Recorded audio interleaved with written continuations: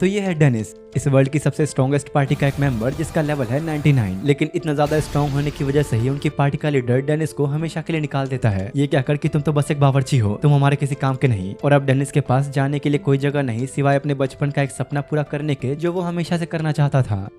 तो इन सब चीज़ों की शुरुआत होती है इस वर्ल्ड के सबसे स्ट्रॉन्गेस्ट पार्टी सिल्वर बटालियन से, जो इस वक्त अपने अब तक के सबसे खतरनाक दुश्मन एक ड्रैगन का सामना कर रहे थे। वो लोग उस पर एक के बाद एक अपने अपने अटैक्स तो करते हैं, लेकिन जब वो ड्रैगन गुस्से में आग बबूला होकर पलटवार करता है तो उनकी कोई भी शील्ड काम नहीं आती। ड्रैगन के हमले से जैसे ही उनका बैरियर टूटता है तो वो एक लड़की को लगने वाला था कि तभी उनकी पार्टी का एक मेंबर बीच में आके उसे बचा लेता है, जो और कोई नहीं बल्कि इस कहानी का मेन हीरो डेनिस था। वो उस लड़की को बचा तो लेता है पर वो थोड़ी बहुत जख्मी हो गई थी, तो डेनिस अपने किसी हीलिंग मेडिसिन का यूज करते हुए उसकी चोट ठीक कर देता है। और ये देख बगल में खड़ी एक लड़की खुश होती है, लेकिन ये सब उनके लीडर को रास नहीं आता कि लड़कियां उसके इतने करीब क्यों हैं। और बिना उन लोगों की नजर में आए ड्रैगन की आंख पर चुपके से वार करके गुस्से से पागल कर देता है। और ड्रैगन गुस्से में आंख बबूला होकर उन सब पे हमले शुरू कर देता है, जिसे वो लीडर रोकते हुए कहता है कि जल्दी इसे हराना होगा, हमें सिल्वर विंग बटालियन, हम इसे हार नहीं सकते। और अब इसके बाद सीधा इनकी पार्टी की एक मीटिंग दिखाई जाती है, जहाँ उनका लीडर विगो डेनिस पर इल्जाम लगाते हुए कहता है कि मुझे लगता है कि हमारा ये मिशन तुम्हारी वजह से फेल हुआ। अगर तुमने रेड वॉइस स्किल का यूज ना किया होता तो वो ड्रैगन नहीं भागता और हम उसे हरा चुके होते। आखिर तुम्हें क्या क्या रहे हो, तुम्हें तो आखिर में मुझे उस स्किल का यूज करने के लिए कहा था। असल में यार बात यह है कि इन लोगों को उस ड्रैगन को हराने का मिशन मिला था उसे बिना बेकाबू किए, पर जब चुपके से विगो ने उस ड्रैगन को बेकाबू कर दिया तो उनके लिए उसका हरा पाना बेहद ही मुश्किल हो चुका था। और तब विगो ने डेनिस को रेड वॉइस स्किल का यूज करने के लिए कहा था, जिसकी वजह से वो ड्रैगन वहां से भाग गया। और अब इनका ये सन की लीडर खुद इस बात को मानने से इनकार कर रहा है कि उसने ही डेनिस को ये स्किल यूज करने के लिए कहा था। वो उस पर इल्जाम लगाते हुए कहता है कि हमारा ये मिशन तुम्हारी वजह से फेल हुआ, अब तुम्हारे इस पार्टी में रहने का कोई मतलब नहीं और मैं इसी वक्त तुम्हें यहाँ से निकालता हूँ। और विगो के इस डिसीजन पर उनकी पार्टी सिल्वर विंग का एक भी मेंबर कुछ नहीं बोलता। विगो डेनिस को अपनी पावर्स दिखाते हुए कहता है कि देखो मैं अच्छी तरह से जानता हूँ कि हम दोनों इस ग्रुप के सबसे स्ट्रॉन्ग मेंबर्स हैं, लेकिन फर्क साफ है, मैं एक हीरो हूँ और तुम बस एक खाना बनाने वाले बावर्ची। जिस पर डेनिस कहता है कि ठीक है, अगर तुम लोग को यही लगता है कि मैं इस पार्टी में रहने के लायक नहीं हूँ तो मैं यहाँ रहना भी नहीं चाहूंगा। और ये कहते हुए वो वर्ल्ड की सबसे स्ट्रॉन्गेस्ट पार्टी को छोड़कर चला जाता है। और अब उसे इस तरह टाउन से जाता हुआ देख विगो मनी मन कहता है कि फाइनली अब मेरा असली प्लान शुरू करने का वक्त आ चुका है। पर जब डेनिस जा रहा होता है कि तभी वो लाल बालों वाली लड़की उसे रोकने के लिए आती है, इसका नाम है किटी। और डेनिस को रोकते हुए कहते हैं कि आखिर तुम कहाँ जा रहे हो, अगर तुम हमें छोड़कर चले गए तो हमारी पार्टी में कोई ऐसा बचेगा नहीं जो ये सारे काम कर सके, मेडिसिन बनाना, एल्केमी करना और सबसे जरूरी खाना बनाना। तुम चले जाओगे तो हमारा क्या होगा। पर डेनिस साफ कह देता है कि अब मैं वापस नहीं आने वाला, मेरी जगह कोई दूसरा भी ये सारे काम कर सकता है। किटी पूछती कि यार तो फिर हमारा क्या होगा, तुम्हारे शामिल होने के बाद ही सिल्वर विंग इतना स्ट्रॉन्ग बना, बाकी मेंबर्स को अंदाजा ही नहीं कि तुम्हारे साथ होने की वजह से हम इतने ऊपर आए हैं। डेनिस कहता है कि देखो अब मेरे वापस आने कोई मतलब नहीं बनता, पर मैं अपनी स्किल्स को बर्बाद भी नहीं कर सकता, इसलिए मैं अब खुद का एक रेस्टोरेंट खोलना चाहता हूँ। किटी उसे रोकने की कोशिश तो बहुत करती है, पर डेनिस उसे समझाकर चला जाता है कि हमें अब अलविदा कह ही देना चाहिए। असल में यार बात यह है कि विगो कैटी को काफी टाइम से पसंद करता है, इसलिए वो डेनिस को कभी पसंद नहीं करता क्योंकि कैटी हमेशा उसे बड़े प्यार से पेश आती। तो इस तरफ एक काफी लंबे समय के बाद डेनिस एक दूसरे टाउन में आता है, जहाँ वो एक दुकान पे आकर एक आइस बॉक्स नाम के आइटम को देख रहा होता है, जो कि बिल्कुल एक फ्रीजर की तरह काम में आता है। और क्योंकि वो अब एक अपना रेस्टोरेंट खोलना चाहता है तो वहाँ इसकी जरूरत तो पड़ेगी ही। और उसने अपने लिए जो एक बिजनेस की बुक खरीदी थी उसमें उसने पढ़ा था कि स्टार्टिंग में एक रेस्टोरेंट में कम से कम इन्वेस्ट करना चाहिए, इसलिए वो ये आइस बॉक्स खरीदता ही नहीं। उसने फैसला कर लिया था कि वो अपना सारा काम इस बुक के अकॉर्डिंग करेगा, क्योंकि इस बुक का नाम ही ये है कि how to open a restaurant as a former adventurer. Dennis अब इसी बुक के अकॉर्डिंग एक सस्ती जगह ढूंढ लेता है और खाना बनाने के लिए कुछ अच्छे और सस्ते बर्तन भी देख लेता है। लेकिन इस बुक में एक और बात लिखी थी कि सब कुछ रेस्टोरेंट खोलने वाले को खुद नहीं करना चाहिए, तुम्हारे कस्टमर्स को मैनेज करने के लिए भी तुम्हारे पास कोई होना चाहिए। वहीं तभी उसे आसपास कुछ लोगों की भीड़ दिखती है, जहाँ एक आदमी खड़ा एक गुलाम को बेच रहा था। असल में ये लड़की पहले एक नोबल हुआ करती थी, लेकिन इसके साथ कुछ ऐसी दर्दनाक चीजें हुई जिसकी वजह से अब वो एक गुलाम बन चुकी थी। ये सब देख डेनिस को उस लड़की के लिए काफी बुरा फील हो रहा होता है, पर जैसे ही डेनिस की नजर उस लड़की की दर्द भरी आंखों से मिलती है, उसे भी अपना दर्दनाक बचपन याद आ जाता है। लड़की को खरीदने के लिए हर कोई बोली लगाना शुरू कर चुका था, जहाँ अब ये बोली 80,000 से भी ज्यादा हो गई थी। लेकिन तभी डेनिस हाथ ऊपर करते हुए कहता है कि 1 मिलियन, मैं तुम्हें इसके 1 मिलियन दूंगा। उन सबको लग रहा था कि अब इससे ऊपर भला कौन ही बोली लगाएगा, लेकिन तभी वही बुढ़ा दुकानदार आके कहता है कि मैं 1.5 मिलियन दूंगा। उस मोटे की शक्ल पे एक्साइटमेंट देख के डेनिस को समझ आ गया था कि इसके इरादे कुछ ठीक तो नहीं है। डेनिस परेशान होकर 2 मिलियन की बोली लगाता है, पर तभी वो बुड्ढा 3 मिलियन कह देता है, जिसके बाद अब इन दोनों के बीच बोलियां लगाने का कॉम्पिटिशन शुरू हो गया। और फाइनली अपने 10 मिलियन गंवाने के बाद डेनिस उस लड़की को खरीद लेता है। हालांकि वो अलग बात है कि बेचारा अब कंगाल हो चुका है। डेनिस अब सबसे पहले उस लड़की को कुछ नए कपड़े दिलाकर सैलून में लाकर थोड़ा हुलिया ठीक करवाता है, और फाइनली अब इसकी हालत थोड़ी बहुत ठीक लग रही होती है। शाम में अब जब दोनों वापस जा रहे होते हैं तो वो लड़की उससे बड़ा दूर होकर चल रही थी। क्या हुआ, तुम इतनी दूर क्यों हो, मेरे साथ चलो वरना खो जाओगी। पर अब भी वो दूर दूर ही चल रही थी, जिसकी वजह से वो भीड़ में ही कहीं खो गई। डेनिस आसपास कहीं भी नहीं दिख रहा होता। वो लड़की खुद को इतना भूल चुकी थी कि उसे बस ऐसा लग रहा होता है कि जैसे हर कोई उसकी बस बुराई कर रहा है। आसपास के लोगों से घबराई हुई वो बस एक जगह पर डरी सहमी खड़ी थी कि तभी डेनिस पीछे से आते हुए कहता है कि मैंने कहा था ना साथ साथ चलो वरना खो जाओगी। दोनों अब जब वापस रेस्टोरेंट पहुंचते हैं तो वो लड़की उससे पहली बार बोलते हुए कहती है कि आखिर तुमने मुझे क्यों खरीदा।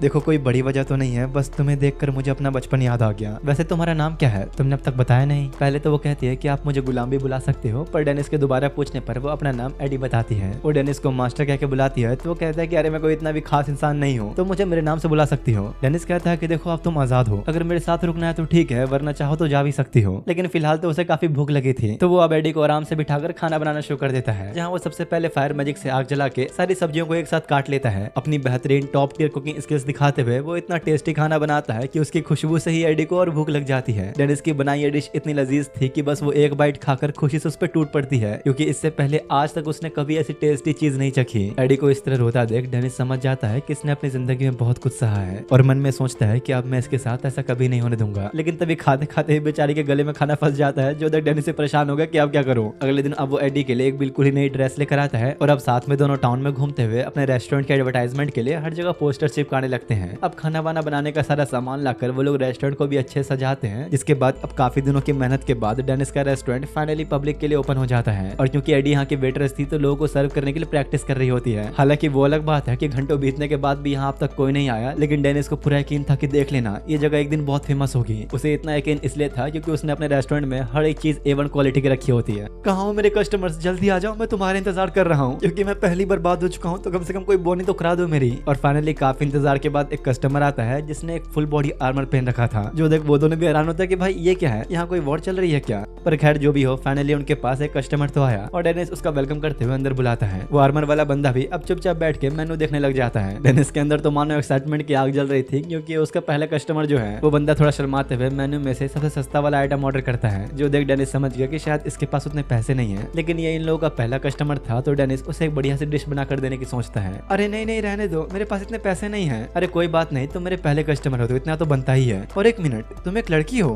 असल में एक लड़की ही थी जिसे उसकी पार्टी ने कमजोर होने की वजह से निकाल दिया, क्योंकि उन लोगों का मानना था कि एक फीमेल स्वॉर्ड्समैन के पास उतनी काबिलियत नहीं होती, इसलिए उसे निकाल दिया। मेरा लेवल वैसे भी सिर्फ 23 है, तो मैं शायद उनकी किसी काम की भी नहीं थी। और यहाँ पर यार मैं तुम लोगों को बता दूं कि डेनिस का लेवल 99 है, यानी कि सबसे स्ट्रॉन्गेस्ट। डेनिस खाना बनाते हुए कहता है कि नहीं ऐसा नहीं है, काबिलियत का जेंडर से कोई लेना देना नहीं होता। तो लड़की कहते हैं कि हाँ आपने बिल्कुल सही कहा, यहाँ तक कि सबसे स्ट्रॉन्गेस्ट पार्टी सिल्वर विंग की वाइस कैप्टन भी एक लड़की ही है, वो भी सच में कमाल की तलवारबाज है। असल में इस लड़की ने आर्मर इसलिए पहना था ताकि एक लड़का बनकर किसी पार्टी में शामिल हो सके, क्योंकि किसी भी पार्टी में एंट्री न मिलने की वजह से अब उसके पास बस थोड़े बहुत ही पैसे बचे हैं, इसलिए उसे जल्द से जल्द किसी पार्टी में शामिल होना है। वो ये सब उन्हें बता ही रही होती है कि तभी इतनी देर में डेनिस अपनी लाजवाब डिश बनाकर तैयार भी कर देता है। ये देखने में इतना महंगा लग रहा था कि वो लड़की दोबारा कहती है कि मेरे पास उतने पैसे नहीं है, सच में तुम मुझे खिलाना चाहते हो। तो डेनिस कहता है कि अरे छोड़ो पैसे, तुम मेरी पहली कस्टमर हो तो ये डिश तुम्हारे लिए फ्री है।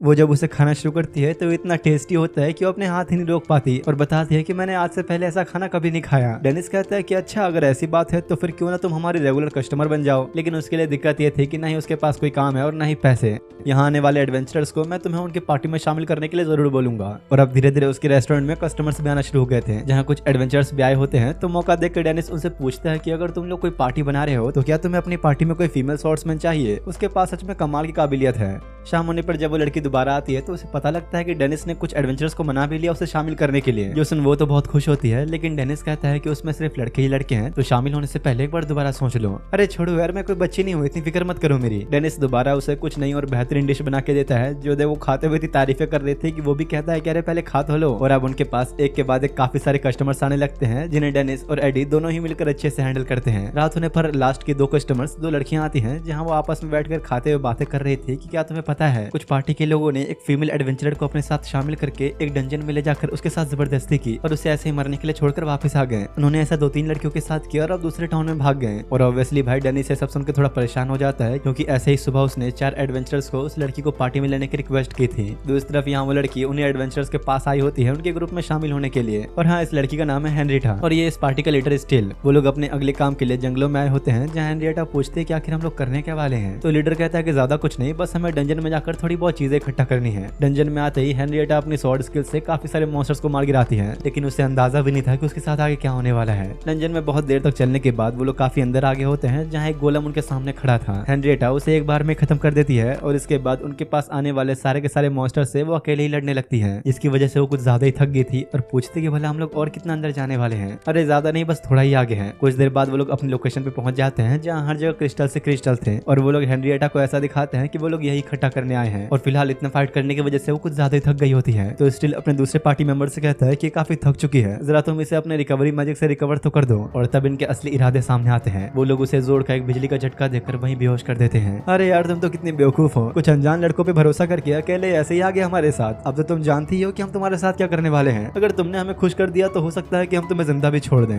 हेनरिएटा ये सब देख बस यही सोच रही होती है कि काश मैंने डेनिस की बात सुन ली होती, काश मैं थोड़ा सावधान रहती। हेनरिएटा अब जोर जोर से चिल्लाना शुरू कर देती है कि इस उम्मीद में कि काश कोई आ जाए। अरे फालतू में अपना गला खराब मत करो, हम लोग इतना अंदर इसलिए तो आए हैं ताकि तुम्हारी आवाज बाहर न जा सके। लेकिन अब इससे पहले कि वो लोग उसके साथ कुछ करते हैं, उन्हें एक अजीब सी आवाज आती है और अचानक उस लीडर पर एक जोरदार हमला होता है। पहले तो वो लोग सोचते हैं कि शायद ये कोई मॉन्स्टर है, लेकिन असल में मास्क पहना हुआ एक बंदा था, जो देख उन सब की फट जाती है कि आखिर कोई इतना अंदर आ कैसे सकता है। उनमें से एक बंदा अपनी सर्च स्किल से जानने की कोशिश करता है कि आखिर ये है कौन, लेकिन उस हीरो पर कोई असर नहीं होता क्योंकि उसका लेवल इन सभी से बहुत ज्यादा था। बाकी अब तुम लोग भी समझ ही गए होंगे कि ये अपना डेनिस है। अगले पल वो उस लीडर के सामने आकर एक जोरदार वार करता है, जिससे वो बुरी तरह घायल हो गया और इसके बाद डेनिस एक के बाद एक सभी को मारना शुरू कर देता है। हेनरिएटा उसकी थोड़ी सी झलक तो देखती है, पर फिर वो वहीं बेहोश हो गई और अपने साथ हुई सारी घटना के बारे में वो अगले दिन डेनिस को आके बताती है। घंटों बाद जब उसे होश आया तो वो एडवेंचरस गिल्ड में थी और वो चारों लड़के कुछ एडवेंचरस को डंजन से बाहर रस्सियों से बंधे मिले और थोड़ी बहुत इन्वेस्टिगेशन के बाद गिल्ड वालों को पता लगा कि ये सब असल में क्रिमिनल्स थे। डेनिस माफी मांगता है कि देखो इसमें मेरी भी गलती है, मैंने उन लोगों पर भरोसा करके तुम्हें उनके पास भेजा। अरे नहीं नहीं ऐसा नहीं है, तुमने तो बस मेरी मदद करने की कोशिश की थी, लेकिन फिलहाल उसे काफी जोरों की भूख लगी थी, पर देने के लिए पैसे तो है नहीं। तो डेनिस कहता है कि अरे कोई बात नहीं, कुछ गरीबों को खिलाना हमारे रेस्टोरेंट की परंपरा है, तुम चिंता मत करो, जो चाहे वो खा सकती हो। और वो कहते हैं ना गरीब अपनी आदत से ही गरीब होता है, तो वो भी मौका देके सबसे महंगी डिश मांगती है। तो डेनिस कहता है कि भाई माफ कर दे, इतना बजट नहीं है मेरा। अरे अच्छा ठीक है, फिर तुम अपनी मर्जी से ही कुछ अच्छा सा बनाए खिला दो। डेनिस एडी को भी खाने पर बैठने के लिए कहता है कि तभी उस दिन वाली वही दो लड़कियां वापस आ जाती हैं। अब उन दोनों लड़कियों के सामने रेस्टोरेंट के इंप्रेशन जमाने के लिए बेचारा न चाहते हुए भी उन्हें अपनी सबसे महंगी डिश बनाए खिला देता है। वहीं बैठी उन दो लड़कियों में से एक पूछते कि वैसे कल आपका रेस्टोरेंट बंद क्यों था।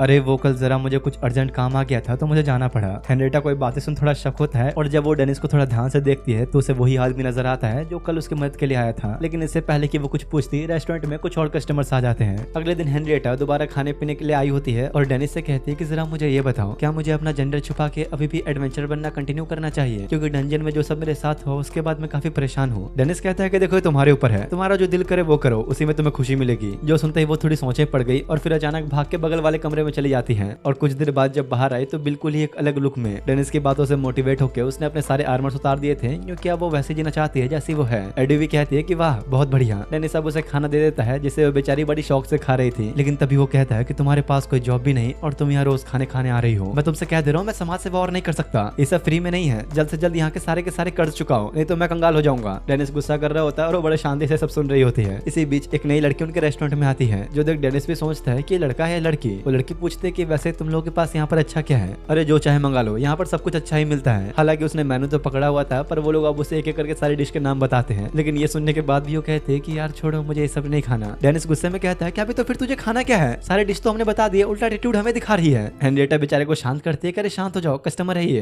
तभी एडी आके उसे बड़े प्यार से कहती है कि आपको फ्राइड राइस ऑर्डर करने चाहिए। और हैरानी ये थी कि वो एक बार में एडी की बात मान भी लेती है, जिसके बाद डेनिस अपनी स्किल्स का शो ऑफ करते हुए फ्राइड राइस बनाकर तैयार कर देता है। भाई कसम से खाने को जिस तरह सजाता है ना, मतलब क्या ही बोलूं। अब समझ में आ रहा है कि इसका लेवल इतना ज्यादा क्यों है। वो लड़की अब जैसे ही पहली बाइट लेती है, उसका दिल मानो गार्डन ही हो गया। पर उसका चेहरा और खाने का अंदाज देखकर डेनिस कहता है कि लगता है तुम कुछ कहना चाहती हो। अच्छा अगर तुम इतना पूछ ही रहे हो तो चलो मैं बता देती हूँ, लेकिन मैंने तो बस एक ही बार पूछा। वो लड़की बताती है कि दरअसल मेरे आसपास के लोग मुझसे बहुत नीचे नजर आते हैं। हाँ तुम्हें अजीब लग रहा होगा, पर मैं तुम्हें और डिटेल में बता सकती हूँ। डेनिस कहता है कि नहीं रहने दो, देखो अभी हर कोई बस अपने मिशन पूरे करके पैसा कमाना चाहता है, कोई भी ये नहीं चाहता कि वो और स्ट्रॉन्ग बन के अपनी पार्टी को टॉप लेवल पे ले जाए। डेनिस कहता है कि हाँ मैं कुछ गरीबों को जानता हूँ जो अभी 1 रुपया भी नहीं कमा रहे, उन्हें तो शर्म के मारे ही डूब के मर जाना चाहिए। वो लड़की कहती है कि देखो मुझे ऐसे लोग जरा ही पसंद नहीं है, एक असली एडवेंचर वो होता है जो नए नए जगह पे जाए, खतरनाक मिशन करे। क्या तुम्हें ऐसा नहीं लगता? डेनिस कहता है कि हाँ बात तो सही है, लेकिन असल में जब उस लड़की ने अपने पार्टी मेंबर से बात कही तो उसे पार्टी से ही निकाल दिया गया। और हाँ वैसे ये भाई साहब एक लड़का है, अब देखने में तो सही में एक लड़की लग रहा है, पर फिलहाल ये खुद को लड़का बताते हुए कहता है कि मैं ऐसी पार्टी में कभी शामिल नहीं होऊंगा जो मेरी इज्जत न कर सके, क्योंकि जल्द ही कुछ समय में मैं सिल्वर विंग का टॉप लेवल का हीरो बनूंगा। जाने से पहले वो लड़का बिल पे करके अपना नाम लीबिया बताता है। अब भाई नाम भी लड़कियों जैसा है पर कह रहा है कि लड़का है, पता नहीं क्या सीन है। डेनिस कहता है कि चलो ठीक है, दोबारा जरूर आना। वैसे उसे कहने की जरूरत भी नहीं थी क्योंकि वो अगले दिन फिर से आ जाता है और बताता है कि मैंने फैसला किया है कि मैं अब इस टाउन की सबसे strong party the night mist group को ज्वाइन करूंगा। हाँ वैसे ये तो काफी अच्छी बात है, लेकिन क्या तुम्हारा लेवल उनसे मैच होता है? अरे लेवल्स छोड़ो, मेरे पास उससे भी ज्यादा एडवांस स्किल्स हैं। तो डेनिस कहता है कि हाँ अगर तुम्हें खुद पे इतना यकीन है तो फिर सोचना क्या। डेनिस अब उसकी ऑर्डर की हुई डिश बना के दे देता है और वो बंदा बीबिया दोबारा से अपने स्टाइल मारते हुए कहता है कि मैं आगे चल के सिल्वर विंग ज्वाइन करूंगा तो अपना एक कूल सा निकनेम रखूंगा, जैसे कि द वर्ल्ड कॉन्करर। लेकिन डेनिस को सुन के बड़ा गुस्सा आता है क्योंकि जब वो पार्टी में था तो उसका नाम था द लेजेंडरी फ्राइड राइस। भाई सही बात है, इतनी बेइज्जती सहने के बाद भी वो उस पार्टी में था क्यों? अगले दिन बीबिया ने टाउन की सबसे स्ट्रॉन्ग पार्टी में ज्वाइन कर लिया था जिसमें वो ज्वाइन करना चाहता था और उसका अगला मिशन है एक डंजन के 5th फ्लोर पर जाकर कुछ रियल मटेरियल्स को कलेक्ट करना। जो सुन डेनिस उस पर अपनी सर्च स्किल यूज करता है तो उसका लेवल बस 17 ही था, जो कि एक डंजन के 5th फ्लोर पर जाने के लिए बहुत कम है। लेकिन वो कहता है कि अरे चिंता मत करो तुम, मैं संभाल लूंगा और वैसे ही बाकी के पार्टी मेंबर्स मुझे सपोर्ट करेंगे। यहाँ डेनिस के जरिए ये पता लगता है कि असल में किसी भी बंदे का लेवल इस बात पे डिपेंड करता है कि उसकी स्किल्स कितनी ज्यादा अच्छी है और किसी एडवेंचर का लेवल तब इंक्रीज होता है जब उसकी स्किल्स की क्वालिटी भी इंक्रीज होती है। यानी कि अगर बीबिया जैसा कह रहा है कि उसके पास कई सारी एडवांस स्किल्स हैं तो उसका लेवल इतना कम होना ही नहीं चाहिए था। इसलिए डेनिस बेचारे को समझाता है कि पहले अपनी स्किल्स पे काम कर लो, तुम्हें अभी वहां नहीं जाना चाहिए। अरे रहने दो, तुम्हें क्या पता है कि एडवेंचर बनना क्या होता है, तुम तो बस एक बावर्ची हो। लेकिन उसे ये अंदाजा भी नहीं है कि पार्टी छोड़ने से पहले लास्ट टाइम डेनिस डंजन के 37th फ्लोर तक गया था। बीबिया अब अपना बिल पे करके उसी डंजन में जाने के लिए निकल जाता है। लेकिन कुछ समय बाद जब डेनिस शॉपिंग पर आया होता है तो अभी उसी के बारे में सोच रहा होता है कि आखिर वो ठीक तो होगा ना। तभी उसके बगल से 2 आदमी गुजरते हैं जो बात कर रहे होते हैं कि तुम्हें क्या लगता है, क्या वो लड़का बीबिया सही सलामत बचेगा भी? अरे छोड़ो ना यार, यही तो हमारा काम करने का तरीका है। हमने उसे डंजन में इतने ऊपर इसलिए भेजा ताकि उसकी काबिलियत को टेस्ट कर सके, ऐसे ही थोड़ी ना उसे अपनी पार्टी में ले लेंगे। डेनिस ने सब सुन लिया होता है और गुस्से में उन्हें पकड़ के कोने में लाता है बातचीत करने के लिए। लेकिन उल्टा वो लोग उस पर ही हमला करने लगे तो अब डेनिस उन्हें बस 2-4 मुक्कों में सुला देता है और एडी से आगे कहता है कि माफ करना पर आज भी हमें रेस्टोरेंट बंद रखना पड़ेगा। और अब इससे पहले कि वो आगे कुछ कहता, एडी कहती है कि प्लीज वहां अपना ख्याल रखना। अरे तुम मेरी चिंता मत करो, मैं आ जाऊंगा।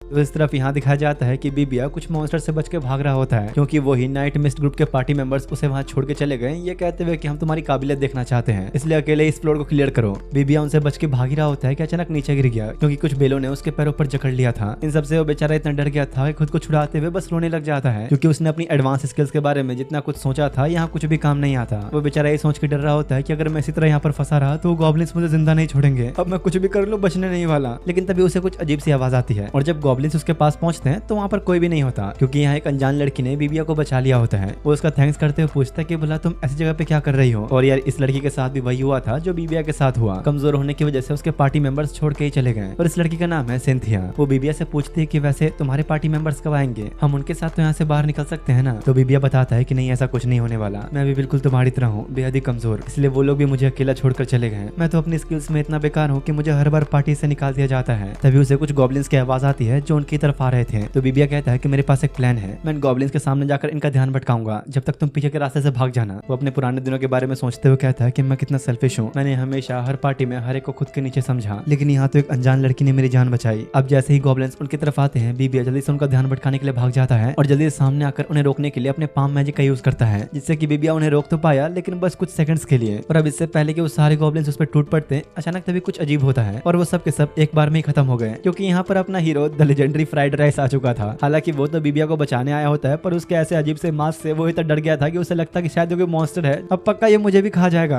तो डेनिस अपना मास्क उतारते हुए कहता है कि अरे नहीं नहीं मैं कोई मॉन्स्टर नहीं हूँ और जरा मुझे ये बताओ कि मरने का ज्यादा शौक है क्या? उन गॉब्लिन्स के सामने ऐसे क्यों कूद गए? तो फिर डेनिस को उसी लड़की के बारे में बताता है जिसे बचाने के लिए वो हीरो बन रहा था। वो डेनिस को सिंथिया से मिलवाने के लिए उसी छोटी सी गुफा में लेके आता है जहाँ वो छुपी थी। लेकिन जब वो लोग देखने जाते हैं तो वहाँ पर कोई भी नहीं होता सिवाय एक कंकाल के। जिसके बाद जब वो लोग गिल्ड वापस पहुंचते हैं तो उन्हें पता लगता है कि सिंथिया नाम की एक लड़की आज से 13 साल पहले उसी डंजन में गायब हो गई थी और उसके बाद से आज तक उसे किसी ने नहीं देखा। ये जानने के बाद अब डेनिस शाम के वक्त सिंथिया कंकाल को लाकर दफना देता है और बताता है कि ऐसा काफी समय से हो रहा है। जो एडवेंचरर्स मर जाते हैं उनकी स्पिरिट्स कभी कभी दूसरे एडवेंचरर्स को दिखती है। दोनों अब उसका थैंक्स कह के वापस जा रहे होते हैं जहाँ डेनिस कहता है कि यार मुझे तो बहुत भूख लगी है, तुम्हें भी तो लगी होगी, चलो आज मैं तुम्हें पार्टी देता हूँ। पर तभी बीबिया को कुछ अजीब से एहसास होता है और जब उसने पीछे मुड़ के देखा तो अपनी गिरेव के पास खड़ी सिंथिया उसे अलविदा कह रही होती है। इधर दूसरी तरफ एक बड़े से टावर पर एक लड़की को दिखाया जाता है जो कि वहाँ से शायद कूदने की सोच रही थी और मन में सोच रही होती है कि आखिरकार मेरे साथ ये सब क्यों हुआ। तभी कुछ दिनों पहले का वक्त दिखा जाता है जहाँ पर ये लड़की अपने ऑफिस में काम कर रही थी। तब उसका एक सीनियर उसे बुला के पूछता है कि पैचल, तुमने अब तक रिपोर्ट सबमिट क्यों नहीं की और कितना वक्त लगेगा तुम्हें इसमें। वो माफी मांगती है तो वो रिपोर्ट्स फेंकते हुए कहता है कि जल्द से जल्द इसे पूरा करो। जिसके बाद अब वो देर रात तक जाकर उस काम को पूरा करने में लग जाती है और सिर्फ आज नहीं, हर रोज उसे इसी तरह रात भर जाकर अपने काम पूरे करने होते हैं और सुबह 3 बजे उठना ही पड़ता है। थकने की वजह से उसे थोड़ी भूख भी लगी होती है तो वो थोड़ा बाहर निकले कुछ खाने पीने के लिए आती है। लेकिन जब वो डेनिस के रेस्टोरेंट के पास पहुंची तो वो बंद हो रहा था। वो उदास होकर अब वापस जाने की सोचती है कि तभी एडी उसे पकड़ के रेस्टोरेंट में लेके आती है। डेनिस समझ गया कि शायद एडी इसे खिलाना चाहती है तो उसे अंदर बुला लेता है। एडी अब जब पैचल को मेन्यू ला कर देती है तो वो एक डेली स्पेशल डिश ऑर्डर करके चुपचाप वहीं पर बैठ जाती है। लेकिन यहाँ का माहौल देख के उसके दिल को मानो सुकून ही मिल गया, क्योंकि हर कोई यहाँ पर एक दूसरे से बड़ा हंस खेल के बातें कर रहा था जो आमतौर पर कभी वो नहीं कर पाती। तभी डेनिस पैचल को उसका ऑर्डर ला कर दे देता है, जो खाकर तो हर किसी की तरह उसका दिल भी गार्डन गार्डन ही हो गया। अरे तुम बस एक चीज से इतना हैरान मत हो, यहाँ पर हर एक डिश गजब की मिलती है। हेनरिएटा बीबिया को बता रही होती है कैसे उसने यहाँ की कितनी सारी डिश चखी और यहाँ की वो पहली कस्टमर थी। तो डेनिस कहता है कि हाँ, शायद उस दिन मेरी किस्मत ही खराब थी, पता नहीं कब तक ये फ्री में खाती रहेगी। इसी बात पर डेनिस और हेनरिएटा के बीच बहस शुरू हो जाती है और इस नोकझोंक को देखकर पैचल हंसने लगती है। तभी वो लोग पैचल की तरफ देखते हैं जो अपने आंसू रोक ही नहीं पा रही होती, क्योंकि उसने काफी समय बाद इस तरह हंसना, खेलना और झगड़ना ये सब देखा था। तक उसका हर एक दिन बस अपने काम पूरे करने में निकल जाया करता। इसलिए वो ये सोच रही होती है कि क्या दुनिया में इतनी अच्छी जगह भी हो सकती है। असल में बचपन में पैचल के पास काफी अच्छी मैजिकल स्किल्स थी जिससे वो सबको इम्प्रेस किया करती। लेकिन वक्त बीतने के साथ जब वो बड़ी हुई तो उसे अपने मैजिक और गाँव परिवार के लोगों को छोड़कर शहर आना पड़ता है, जहाँ उसकी काबिलियत को देखते हुए एक लेडी ने फैकल्टी में उसे एक जॉब ऑफर की, जिसके लिए पैचल मान भी जाती है क्योंकि वो ज्यादा से ज्यादा पैसा कमाकर अपने और अपने परिवार की जिंदगी को ठीक करना चाहती थी। इधर रेस्टोरेंट में पैचल ने अपना पूरा खाना भी खत्म नहीं किया होता है और चुपचाप वहां से चली जाती है। लेकिन बीबिया ने पैचल को पहचान लिया होता है और बताता है कि दरअसल ये लड़की भी नाइट मिस ट्रूप पार्टी की एक मेंबर है। लेकिन वो उतना अच्छे से उस लड़की को जानता नहीं था क्योंकि बीबिया ने भी बस उसे एक ही बार देखा था। हेनरिएटा और बीबिया दोनों एक साथ पूछते हैं कि वैसे तुमने हमारे लिए इतना कुछ किया तो क्या तुम उसके लिए भी कुछ कर सकते हो। लेकिन डेनिस मना कर देता है कि देखो, मैं किसी की पर्सनल लाइफ में इंटरफेयर नहीं कर सकता और वैसे भी बस मैं एक बावर्ची ही हूँ। दूसरी तरफ इधर पैचल कुछ घंटे पहले आकर सोई थी कि तभी उसका 3 बजे वाला अलार्म बज जाता है। लेकिन काफी थकने की वजह से वो आज थोड़ा लेट उठी थी और भागते हुए अपने ऑफिस पहुंचती है, पर वो फिर भी उस पर गुस्सा करते हैं कि अगर तुम कब सुधरोगी, तो हमेशा लेट आती रहती हो, अगर इसी तरह लेट होती रही तो तुम्हें काम से निकाल दिया जाएगा। पैचल उन लोगों के साथ एक डंजन में जाती है जहाँ जब वो लोग हार रहे होते हैं तो वो एक मॉन्स्टर को हराकर उनकी हेल्प करती है, मगर वो ये चीज बर्दाश्त नहीं कर पाते कि उनका ही जूनियर उनकी जान बचा रहा है और पैचल को गुस्से में 2-4 बातें और सुना देते हैं। वो उल्टा उस पर ये इल्जाम लगाते हैं कि तुमने बीच में आकर हमें नीचा दिखाया, क्या तुम हमें ये दिखाना चाहते हो कि तुम हमसे कितनी ऊपर हो। पैचल उनसे माफी तो बहुत मांगती है पर फिर भी वो लोग उसे अपनी पार्टी से निकाल देते हैं। पैचल उदास होते हुए अपने घर जा ही रही होती है कि तभी रास्ते में हेनरिएटा और बीबिया उसे देख लेते हैं, लेकिन वो वापस जाने के बजाय बगल में एक क्लॉक टावर पे खड़ी होकर सोच रही होती है कि आखिर मेरे साथ ये सब क्यों हुआ, कब तक मुझे ये सब सहना पड़ेगा। हेनरिएटा और बीबिया भी उस पर छुपकर नजर रखे होते हैं और समझ जाते हैं कि पक्का यहाँ से कूदने की सोच रही है और पैचल भी वही करती है जिसके लिए वो टावर पर चढ़ी थी। वो ये सोचते हुए कूद जाती है कि अब उसके जीने का कोई मतलब नहीं। लेकिन तभी पीछे से हेनरिएटा उसे बचाने के लिए कूद गई और उसे पकड़ के साथ में नीचे की तरफ गिरने लगती है, जहाँ पर बीबिया अपने पाम मैजिक का यूज करके उन दोनों को जमीन पर गिरने से बचा लेता है। दूसरी तरफ यहाँ अपने रेस्टोरेंट में बैठा डेनिस कुछ सोच रहा था कि तभी एडी बाथरूम से बाहर निकलते हुए बिना कपड़ों के आ जाती है, क्योंकि नहाने के वक्त उसे अंदर कोई टॉवल ही नहीं मिला। बेचारे डेनिस के तो तोते उठ जाते हैं कि भाई ये क्या है, और जाके समझाता है कि जल्दी जाके अपने कपड़े पहनो, तुम बिना कपड़ों के यहाँ वहाँ ऐसे नहीं घूम सकती। लेकिन यार एडी तो इस बात से बिल्कुल चिल थी, उसे फर्क ही नहीं पड़ता कपड़े पहनो या ना पहनो। डेनिस जल्दी से जाकर एक तौलिया लाकर उसे ढकता है कि तभी बीबिया और हेनरिएटा पैचल को लेकर पहुंच जाते हैं। बीबिया बेचारा शर्म के बारे मुंह छुपा लेता है कि आखिर इसने कपड़े क्यों नहीं पहने। बेचारा डेनिस भी परेशान हो जाता है कि भाई अभी ने क्या जवाब दूं, और तभी उसकी नजर पैचल पे पड़ती है जो कि बेहोश पड़ी थी। कुछ देर बाद अपनी रिसर्च कंप्लीट करके वो उन दोनों को बताता है कि दरअसल पैचल को एक दिल की बीमारी है, जिसकी वजह से वो जितना ज्यादा स्ट्रेस लेगी उसका दिल उतना ही टूटेगा और इस बीमारी का कोई इलाज नहीं है। खुद को ठीक करने के लिए उसे बस अपने आप पे यकीन रखना होगा। पैचल अभी बेहोश होते हैं कि तभी उसके पार्टी मेंबर्स डेनिस से मिलने के लिए रेस्टोरेंट में आते हैं। वैसे मैं तुमसे पहली बार मिल रहा हूँ इसलिए शायद तुम मुझे जानते नहीं होगे। मेरा नाम है हॉपर, इस पार्टी का लीडर। मैंने लोगों से तुम्हारे रेस्टोरेंट की काफी तारीफें सुनी है, सुना है यहाँ काफी अच्छा खाना मिलता है। डेनिस जब अपनी सर्च स्किल यूज करके देखता है तो पता लगता है कि इस बंदे का लेवल 51 है। देखो मुझे पता है तुम पैचल के लिए यहाँ पर आए हो, जो इस वक्त मेरे पास है और काफी बीमार है। अब लगता नहीं कि शायद वो तुम्हारी पार्टी में आगे काम कर पाएगी। तो बंदा कहते कर आप चिंता मत करो, उसका हम पूरा ख्याल रखेंगे। हॉपर डेनिस को अपनी पार्टी का एक कॉन्ट्रैक्ट डॉक्यूमेंट दिखाता है जिस पर पैचल ने साइन किया था, और इस कॉन्ट्रैक्ट के मुताबिक जब तक खुद पार्टी का लीडर न चाहे पैचल को उनकी पार्टी में काम करना ही पड़ेगा। डेनिस गुस्से में कहता है कि आखिर चल क्या रहा है, एक एडवेंचर जब चाहे अपनी पार्टी छोड़ सकता है, ये उसका अपना अधिकार है और तुम लोग उस पर ऐसे हुक्म चला रहे हो। उस बेचारी लड़की से दिन और रात काम करवाना, मैं थूकता हूँ तुम जैसे लोगों और तुम्हारी पार्टी पर। देख बे, हमारा टाउन है, हमारा इलाका, इसलिए मैं तुझे इज्जत से आखिरी बार कह रहा हूँ, पैचल को हमारे हवाले सौंप दे।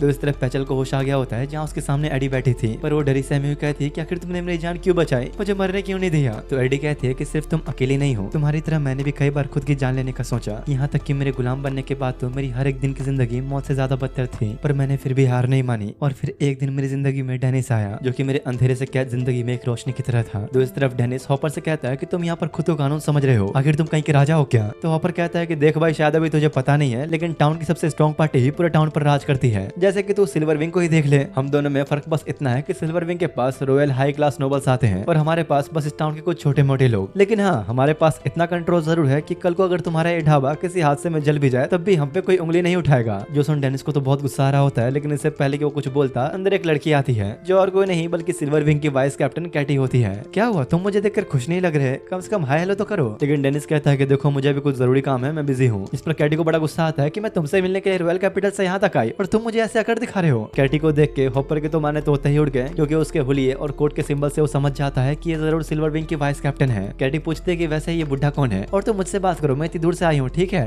डेनिस कहता है तो मिस्टर हॉपर, हम कहाँ थे? देखिए, मैं साफ कह दूं, मैं लड़ना नहीं चाहता। वो उससे बातचीत करना शुरू ही करता है कि तभी कैटी जाकर बीबीआई गले लग जाती है और डेनिस से पूछते कि भला एक खूबसूरत लड़की कौन है, क्या मैं इसे अपने साथ ले जाऊं? तो बहुत खूबसूरत है। लेकिन इससे पहले कि वो उससे और ज्यादा चिपकती, समय रहते पता लग जाता है कि बीबीआई एक लड़का है। उसने भी कैटी को पहचान लिया था और पूछता है कि आप तो सिल्वर विंग की वाइस कैप्टन हो ना, आप भला हमारे बॉस को कैसे जानती हो? हाँ, मुझे पता है कि इस बेवकूफ ने तुम्हें कुछ बताया नहीं होगा, चलो कोई बात नहीं, मैं ही बता देती हूँ। डेनिस सिल्वर विंग बटालियन का मेंबर रह चुका है और मेरा पार्टनर भी। और ये सुनने के बाद तो सबका ही होश उड़ जाते हैं। डेनिस कहता है कि ठीक है यार, इतना मतलब ओवर रिएक्ट क्यों कर रहे हो तुम लोग? ये जानने के बाद बेचारे हॉपर की तो इतनी फट जाती है कि उस कॉन्ट्रैक्ट को जलाकर राखी कर देता है, क्योंकि वो समय रहते समझ चुका था कि डेनिस से पंगा लेना उनके लिए बहुत भारी पड़ सकता है। और अब पेचल को अपने पार्टी से निकलने की परमिशन देके चुपचाप वहां से चला जाता है। चलो यार, बढ़िया है, तुम्हारी वजह से एक प्रॉब्लम सॉल्व हो गई मेरी। तो कैटी कहते हैं कि आखिर उस बुड्ढे की हिम्मत कैसे हुई मेरे डेनिस को परेशान भी करने की? तुम कहो तो मैं उसे किंगडम से ही बाहर निकाल फेंकूं। अरे हाँ, रहने दो, बस हो गया, इतना करने की जरूरत नहीं है। और भला मैं तुम्हारा कब से हो गया? तो कहते कि अरे शर्माओ मत यार, बोल भी दो, दिल की बात कह दो, छुपाना क्यों है?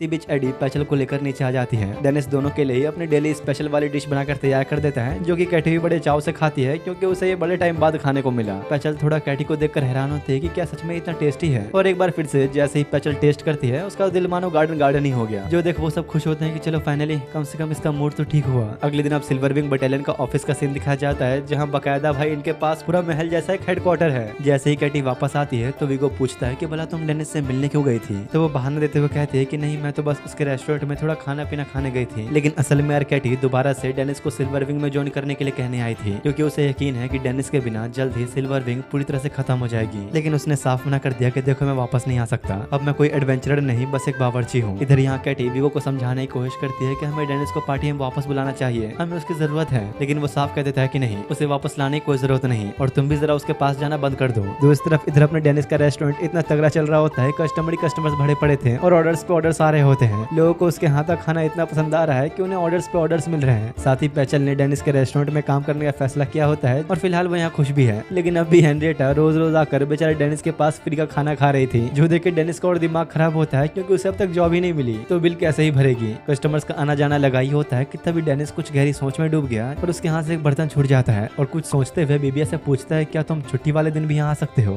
हाँ ठीक है, फिर मैं भी आऊंगी। पर डेनिस साफ ना कर देता है कि मुझे तुम जैसे निकम्मों की कोई जरूरत नहीं है। अब इसके बाद छुट्टी वाले दिन जब बीबिया आता है तो डेनिस बड़ा परेशान बैठा था और कहता है कि यार मुझे कुछ समझ नहीं आ रहा, मैं क्या करूं? मुझे ऐसा लगता है कि एडी का कोई बॉयफ्रेंड है। अभी कुछ टाइम पहले से ही मैंने उसे पॉकेट मनी देना शुरू किया है, मगर पैसे मिलने के बाद उसने कुछ ज्यादा ही घूमने फिरने जाना शुरू कर दिया। पता लगाने के लिए जब एक दिन मैंने उसका पीछा किया तो वो एक लड़के के साथ घूम रही थी। अरे तो इसमें इतनी बड़ी क्या बात हो गई, वो उसका दोस्त भी तो हो सकता है। पर अगर तुम इतनी परेशान हो इस बात को लेकर तो उससे ही क्यों नहीं पूछ लेते? लेकिन भाई डेनिस को ये करने में बहुत शर्म आ रही थी और गुस्से में कहता है कि अगर उसका लेवल 80 से कम हुआ तो मैं उसे एडी के आसपास भी नहीं भटकने दूंगा। लेकिन तभी एडी आते हुए पूछती है, क्या हुआ, आप लोग क्या बातें कर रहे हो? जो देख बेचारा डेनिस के तो तोते ही उड़ गए। बीबिया कहता है कि अरे कुछ नहीं, मैं बस डेनिस से कुकिंग सीखने के लिए आया था। अच्छा अगर ऐसी बात है तो फिर मैं भी सीखना चाहूंगी। तो अब डेनिस एडी और बीबिया को खाना बनाना सिखाना शुरू करता है, जहाँ वो सारा ध्यान तो सिर्फ एडी पर ही दे रहा था। बेचारा बीबिया के लिए सब कुछ कर रहा होता है। एडी को इस तरह देख डेनिस को अपने बचपन की वो बातें याद आती हैं, कैसे उसके मास्टर भी उसे ऐसे सिखाया करती थी। डेनिस अब उसे स्टेप बाय स्टेप हर एक चीज सिखाता है, जिसके बाद फाइनली काफी मेहनत मशक्कत के बाद एडी की बनाई डिश बनकर रेडी हो जाती है। डेनिस एडी की तो बड़ी वाहवाही करता है, बड़ी तारीफें करता है, लेकिन जब बीबिया अपनी डिश बनाकर दिखाता है तो ज्यादा कुछ रिस्पॉन्स ही नहीं करता और कहता है कि हाँ ठीक है, तुमने भी अच्छा किया। जो देख उसे बड़ा गुस्सा आता है।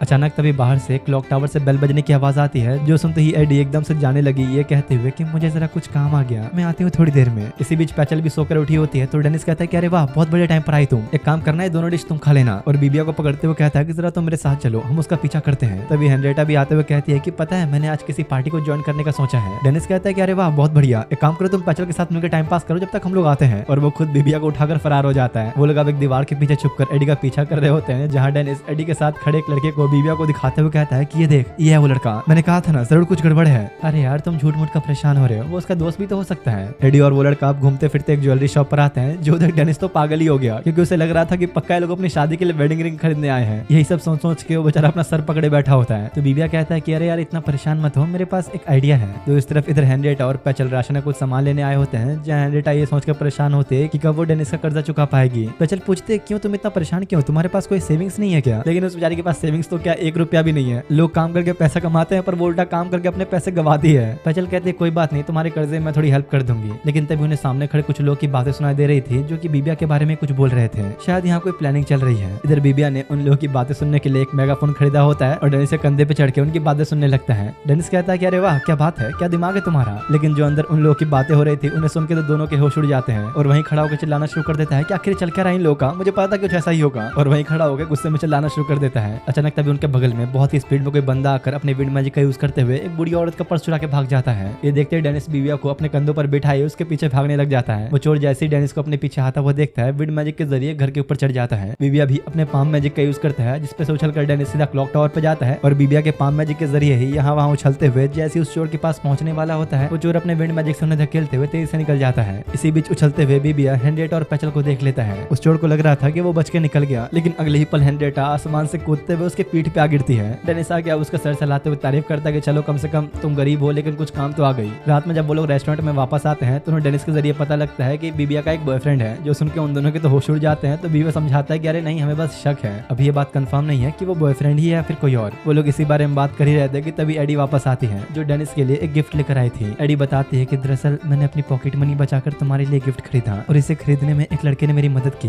जो सुन पैचल कहते कि अच्छा तो ये बात है, मतलब वो लड़का तुम्हारा। लेकिन डेनिस चिल्लाते हुए उन्हें चुप कर देता है। एडी डेनिस के लिए एक ब्रेसलेट लाई थी, जिसे वो बड़ी खुशी से अपने हाथों में पहन लेता है और एडी का शुक्रिया कहता है इतना कुछ करने के लिए। जो देख वो बेचारी बड़ी खुश हो गई। तो इस तरफ विगो को दिखाया जाता है, जो कि आज कैपिटल में किसी बड़ी हस्ती से मिलने आया होता है और अंदर जाने से पहले काफी सोच रहा होता है। इधर यहाँ डेनिस पूरा दिन कस्टमर को संभालते संभालते काफी थक चुका था कि तभी अचानक उसके रेस्टोरेंट में कोई बुढ़ा आता है, जो एडी को देख रोने लगा और कहता है कि अच्छा हुआ आखिरकार आप मुझे मिली गई लेडी अटेलियर। हेनरिएटा सोचते कि भाई ये बुढ़ा कौन है। वो बुढ़ा कहता है कि अरे मैं हूँ बर्डस्टेड फैमिली का बटलर स्टीवर। लेकिन हेनरिएटा और डेनिस को बर्डस्टेड फैमिली के बारे में कुछ पता ही नहीं होता। तो बीबिया कहता है कि यार तुम लोग को इतना भी नहीं पता, बर्डस्टेड फैमिली पूरे किंगडम के विजार्ड्स में से सबसे महान फैमिली है। अब स्टीवर उन्हें आराम से बैठ के बताता है कि असल में वो पहले बर्डस्टेड फैमिली का बटलर हुआ करता था और हाल ही में रॉयल कोर्ट ऑफ जस्टिस से ऑर्डर मिलने की वजह से वो यहाँ एडी को ढूंढते हुए आ गया। असल में यार बात यह है कि एडी के फादर की मौत के बाद उसका छोटा भाई एडी के हिस्से में आई सारी प्रॉपर्टी को हड़पना चाहता था और इसलिए उसने पूरे किंगडम में ये अफवाह फैला दी कि एडी उनके फैमिली की मेंबर है ही नहीं और उसे घर से बाहर निकाल दिया। लेकिन अभी कुछ दिनों पहले ही उन्हें एडी के फादर कुछ डॉक्यूमेंट्स मिले, जिसमें साफ लिखा हुआ था कि उनकी सारी संपत्ति की असली मालिक उनकी बेटी एडी ही है। बर्डस्टेड फैमिली की सारी प्रॉपर्टी की वही जायज मालिक है। और ये न्यूज सामने आने के बाद रॉयल कोर्ट ने डिसाइड किया कि वो खुद इस मामले को इन्वेस्टिगेट करेंगे, ये जानने के लिए कि एडी सच में बर्डस्टेड फैमिली की मेंबर है भी या नहीं। स्टीवर यहाँ एडी को वापस ले जाने के लिए आया था, पर वो साफ इनकार कर देती है, क्योंकि घर से निकाले जाने के बाद उसके साथ ऐसी दर्दनाक चीजें हुई कि वो अब बहुत डरी हुई है, इसलिए वो अब वापस नहीं जाना चाहती। डेनिस कहता है कि देखो मैं समझता हूँ तुम्हारे साथ जो भी हुआ, पर अब तुम ही सारी संपत्ति की असली मालिक हो, इसलिए तुम्हारे फैसले पे तुम्हारा पूरा फ्यूचर डिपेंड करता है। एडी कहती है कि ठीक है फिर अगर तुम भी मेरे साथ चलोगे तो मैं चली जाऊंगी। अगली सुबह बीबिया और डेनिस जाने के लिए अच्छे से तैयार हो गए होते हैं और भाई डेनिस ने वेटर की ड्रेस क्यों पहन ली यार, पर खैर छोड़ो, अमीर जो दिखना है उसे। बीबिया डेनिस के साथ जा रहा था और हेनरिएटा और पैचल यहीं रुकते हैं ताकि वो जब तक रेस्टोरेंट का ध्यान रख सके जब तक डेनिस वापस नहीं आता। एडी भी तैयार होकर जाने के लिए आ जाती है, लेकिन अभी उसका मन जाने का नहीं था। वो ये बात कहती भी है कि मुझे मन नहीं है, मैं नहीं चाहती वहाँ जाना, लेकिन उसने इतना धीरे बोला कि डेनिस भी कुछ सुन नहीं पाता। उन्हें लेने आए घोड़ा गाड़ी में बैठ के वो लोग टाउन से निकल जाते हैं और काफी घंटों के सफर के बाद फाइनली वो लोग कैपिटल पहुंच जाते हैं। बीबिया तो भाई कुछ ज्यादा एक्साइटेड होता है। तभी इसी बीच उन लोगों की नजर द ब्लैक रेस्टोरेंट पर पड़ती है, जो कि पूरे रॉयल कैपिटल का सबसे बेस्ट और नंबर 1 रेस्टोरेंट है। लेकिन डेनिस के दिमाग में तो फिलहाल कुछ और ही चल रहा था। वो लोग अब कोई कोर्ट जैसी जगह पर पहुंचते हैं जहाँ वो लोग मिलते हैं एडी के लॉयर से। इस बंदे का नाम है सस्टा विच, जो एडी का केस लड़ेगा। और यहाँ ये लोग सबसे पहले करेंगे एडी के खून की जांच। लेकिन जैसे ही वो बंदा खून निकालने के लिए नीडल दिखाता है, बेचारी एडी तो डर के मारे भागने लगती है। जोर जबरदस्ती करने के बाद जैसे ही बेचारी को इंजेक्शन लगती है, उसके बाद तो उसकी हालत ऐसे हो जाती है कि जैसे पता नहीं उसे किसी ने जहर दे दिया हो। डेनिस अब एडी को बीबिया को देखकर उसके लॉयर के साथ कहीं जाने लगता है। वो बताता है कि देखो असल में बात यह है कि एडी के फादर माइंड कंट्रोलिंग मैजिक का यूज करने में एक्सपर्ट थे। वो एक तरह का हिप्नोटिज्म मैजिक यूज करना जानते थे जिसे कोई ऐसे नहीं सीख सकता। ये सिर्फ कुछ चुनिंदा ब्लड लाइन के लोग ही सीख सकते हैं और इसलिए उन्हें एडी के खून की जांच करनी है। अगर वो सच में बर्ड स्टेट फैमिली की मेंबर है तो उसके पास भी काबिलियत जरूर होगी। यहाँ उन्हें पता लगता है कि एडी का छोटा भाई जोसेफ शुरुआत से उनकी संपत्ति को हथियाना चाहता था और इसलिए उसने खाने में जहर मिलाकर एडी के माँ बाप को मार दिया और एडी को परिवार से बेदखल करके उसे भी मरने के लिए छोड़ दिया। उस समय तो ये मुद्दा शांत हो गया था, लेकिन अब जब से एडी के फादर के वो कागजात मिले हैं जिसमें एडी का जिक्र है, तब से ही रॉयल कैपिटल खुद इस मामले को इन्वेस्टिगेट कर रही है। अब सिस्टा विच यानी वही लॉयर उन लोगों को लेकर एक मैजिक क्रिस्टल के पास लेकर आता है, जहाँ वो क्रिस्टल के अंदर एडी के खून की एक बूंद डालता है और उसके फादर एक खून की एक बूंद डालता है जिसे गवर्नमेंट ने संभाल कर रखा था। जिसके बाद क्रिस्टल के अंदर कुछ टेस्ट होते हैं जिससे फाइनली साबित हो जाता है कि एडी ही उनकी इकलौती औलाद है। हालांकि उन लोगों के लिए अच्छी बात तो थी, लेकिन फिलहाल इस चीज से एडी उतनी खुश नहीं होती।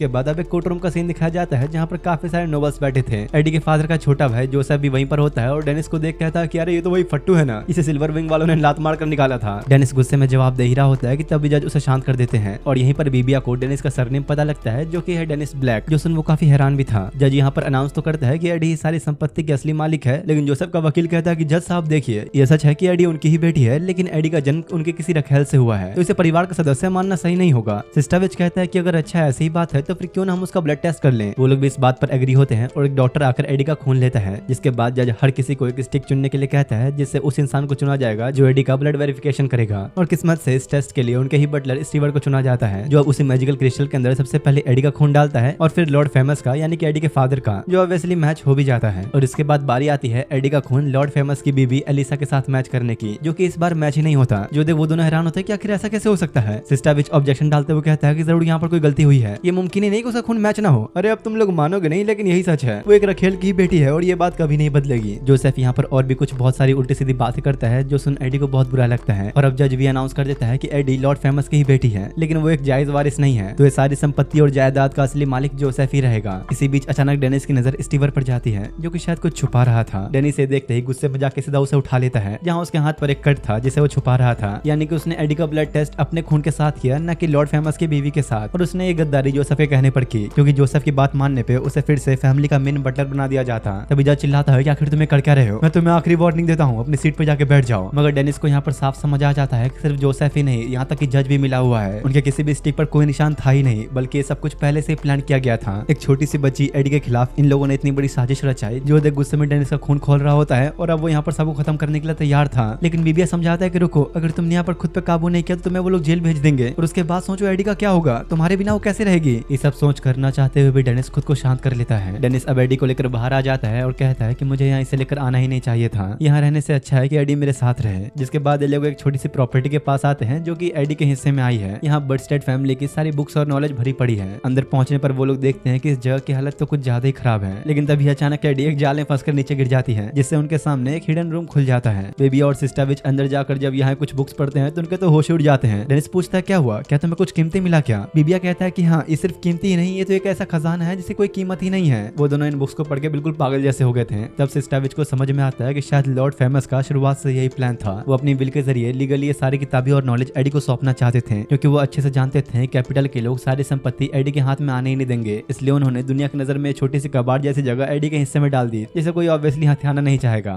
डेनिस कहता है कि अरे वाह, प्लान तो बढ़िया था। वैसे एडी, तुम अब इन सारी बुक्स का क्या करोगी। तो वो कहते हैं कि हम इसे अपने रेस्टोरेंट में रखेंगे ताकि सब इसे पढ़ पाएं। लेकिन बीबी और सिस्टा विच को सुनकर बड़ा अजीब लगता है कि भाई रेस्टोरेंट में इन किताबों का क्या काम। जिसके बाद अगले दिन वो लोग रॉयल कैपिटल से जाने वाले होते हैं, जहाँ बीबिया उनके पास पहुंचने में थोड़ा लेट हो गया था। लेकिन जैसे ही वो जा रहा होता है तो एक बंदे को देखता है जो कि बिल्कुल डेनिस की तरह था। पर हैरानी की बात यह थी कि इस बंदे का चेहरा ही सिर्फ डेनिस की तरह था, उसका और पर्सनैलिटी डेनिस से बिल्कुल ही अलग था। तभी डेनिस बीबिया को आवाज देकर बुला लेता है और तभी इस बंदे के पास एक लड़की आती है जो उससे पूछती है कि आखिर ये कौन है। तो बताता है कि ये वही है जिसके बारे में मैं तुम्हें कह रहा था, और बस डेनिस को देखकर वो चुपचाप चला जाता है। अब कुछ दिनों बाद डेनिस के रेस्टोरेंट में आने के लिए लोगों की एक लंबी लाइनें लगी होती है, क्योंकि एक तो उसके यहाँ खाना लाजवाब मिलता ही था, पर अब उन लोगों के पास एंशिएंट मैजिक बुक्स का खजाना है जिसे पढ़ने के लिए लोग पागल हो रखे हैं और खुद ब खुद आ रहे हैं। जो कि डेनिस ने ऐसा रूल रखा है कि जब तक उसके रेस्टोरेंट में कोई खाना खा रहा है तब तक वो बुक से पढ़ सकता है, पर खाना खत्म होते ही वापस जाना होगा, फिर कोई भी यहाँ नहीं रुक सकता। पर तभी एक आदमी आके उसे बताता है कि मेरी बीवी को एक बहुत ही खतरनाक बीमारी है, मेडिसिन के ऊपर बेस्ड इस बुक के अंदर वो सारे फॉर्मूलाज लिखे हुए हैं जिससे मैं वो दवाई बना सकता हूँ, तो प्लीज मुझे कुछ वक्त के लिए बुक ले जाने दो। लेकिन डेनिस अपनी मर्जी से जवाब न देकर एडी से पूछता है कि तो क्या करना चाहिए, तो एडी भी उस आदमी को बुक्स ले जाने की स्पेशल परमिशन दे देती है। लेकिन जब बाकी कुछ लोग भी डेनिस को चूना लगाकर बुक लेने की कोशिश करते हैं तो वो साफ न कर देता है कि ये बुक्स बांटने के लिए नहीं रखी, तुम में से किसी को नहीं मिलने वाला। उन लोगों को भगाने के बाद डेनिस अब पूरे जोश में अपने काम में लग जाता है, जहाँ वो बारी बारी सभी के ऑर्डर्स तैयार करने लगा। हालांकि अभी तो उसके लिए सब कुछ अच्छा चल रहा है, लेकिन हमेशा से ऐसा नहीं था। यहाँ डेनिस के पास का एक सीन दिखा जाता है जहाँ वो अंधेरी रात में डरा सहमा हुआ सड़क किनारे बैठा था, साथ ही वो काफी भूखा भी था। लेकिन तभी उसकी नजर सामने से गुजरती हुई एक औरत पे पड़ती है जिसका वॉलेट नीचे गिर गया था, तो डेनिस चुपचाप पर्स उठाकर उस औरत को लौटा देता है। जो देख वो औरत भी हैरान थी कि इस हालत में होने के बावजूद भी इसने अपनी ईमानदारी दिखाई, तो अब वो डेनिस को अपने घर लाकर अपने हाथों से बनाया हुआ खाना खिलाती है, जिसे खाकर उसे ऐसा फील होता है कि जैसे उसकी अंधेरे से भरी जिंदगी में रोशनी भर गई हो। यहाँ तक कि बस सिर्फ खाने से ही वो इतना खुश होता है कि रोने भी लगता है। अब जैसे उस लेडी का चेहरा दिखाया जाता है, अचानक डेनिस की आंख खुल जाती है, क्योंकि वो काम करते करते इतना थक चुका था कि वो खाना बनाते बनाते ही बेहोश हो गया और अब डेनिस की तबीयत काफी ज्यादा खराब हो गई होती है। डेनिस वापस उठकर अपने काम करने के लिए जा रहा होता है, तो वो चारों उसे रोकते हैं क्योंकि डॉक्टर ने उसे आराम करने के लिए कहा है और तब तक वो लोग बाकी चीजें संभाल लेंगे। पैचल, हेनरिएटा और बीबिया तो बाहर आ जाते हैं, पर एडी वही डेनिस के पास बैठती है। अब ये लोग बाहर आके बैठे सोच ही रहे होते हैं कि इन्हें क्या करना चाहिए कि तभी पैचल कहते हैं क्यों ना हम डेनिस को कुछ अच्छा सा खाना बनाकर खिलाएं। उन लोगों को भी आइडिया काफी अच्छा लगता है, लेकिन क्योंकि खाना बनाने के दौरान आग भी जलानी पड़ती है तो हेनरिएटा अपना आर्मर पहन के रेडी हो जाती है। अब वो लोग सबसे पहले मीट लेते हैं, जिसे काटने के लिए हेनरिएटा तो ऐसे रेडी थी कि मीट के साथ साथ पूरा टेबल ही कट जाए, और अब बस एक डिश बनाने के लिए इन लोगों का अलग ही तमाशा शुरू हो जाता है। पर तभी उनके रेस्टोरेंट में एक नया मेहमान आता है जो कि है सेस्टाविच। एडी इस वक्त डेनिस के पास ही बैठी होती है, जहाँ उसका बुखार अभी बढ़ता ही जा रहा था। उसकी हालत और ज्यादा खराब हो रही होती है, जो देख एडी काफी परेशान थी। फिर से अब वापस डेनिस के पास का सीन दिखाया जाता है, जहाँ वो कुछ ज्यादा ही शरारती हो चुका था। यहाँ पता लगता है कि वो लेडी जिसे डेनिस मिला था वो एक हेड शेफ है, जिसे उसका जूनियर शेफ काफी बुराई कर रहा होता है कि देखिए डेनिस ने सब क्या किया, कुछ ज्यादा ही बदमाशी हो रही है उसकी आजकल, उसने पूरा खाना ही बर्बाद कर दिया। तो कहते हैं कि अरे छोड़ो क्या हो गया, वो है तो एक बच्चा ही, धीरे धीरे अपने आप सीख जाएगा। और डेनिस पीछे खड़ा उनकी बात सुन लेता है, जिसके बाद वो खुद अपने हाथों से खाना बनाकर सीधा रेस्टोरेंट में ले आता है। लेकिन दिक्कत ये थी कि यहाँ पर बड़े बड़े नोबल्स बैठे थे और डेनिस ने पहली बार खाना बनाया है। इधर उधर ढूंढने के बाद वो एक लेडी के पास आकर उसे अपनी डिश ट्राई करने के लिए देता है। डेनिस की बनाई डिश टेस्ट करने के बाद उस औरत को उल्टी आने लग जाती है, जो देख खुद हेड शेफ को वहाँ पर आना पड़ता है और देखते ही समझ जाती है कि आखिर बात क्या है। वो अब डेनिस के बनाई डिश के ऊपर कुछ अलग सा मैजिक करती है, जिसके बाद वो दोबारा उस लेडी को खाने के लिए देती है। और अब जब वो दूसरी बार ये चखती है तो इसका टेस्ट काफी अच्छा हो चुका था, जिसके बाद डेनिस हेड शेफ के पास आकर खुद उनसे माफी मांगता है और इमोशनल होकर रोने लग जाता है, क्योंकि वो पहले से जानता था कि खाने का टेस्ट काफी बेकार था।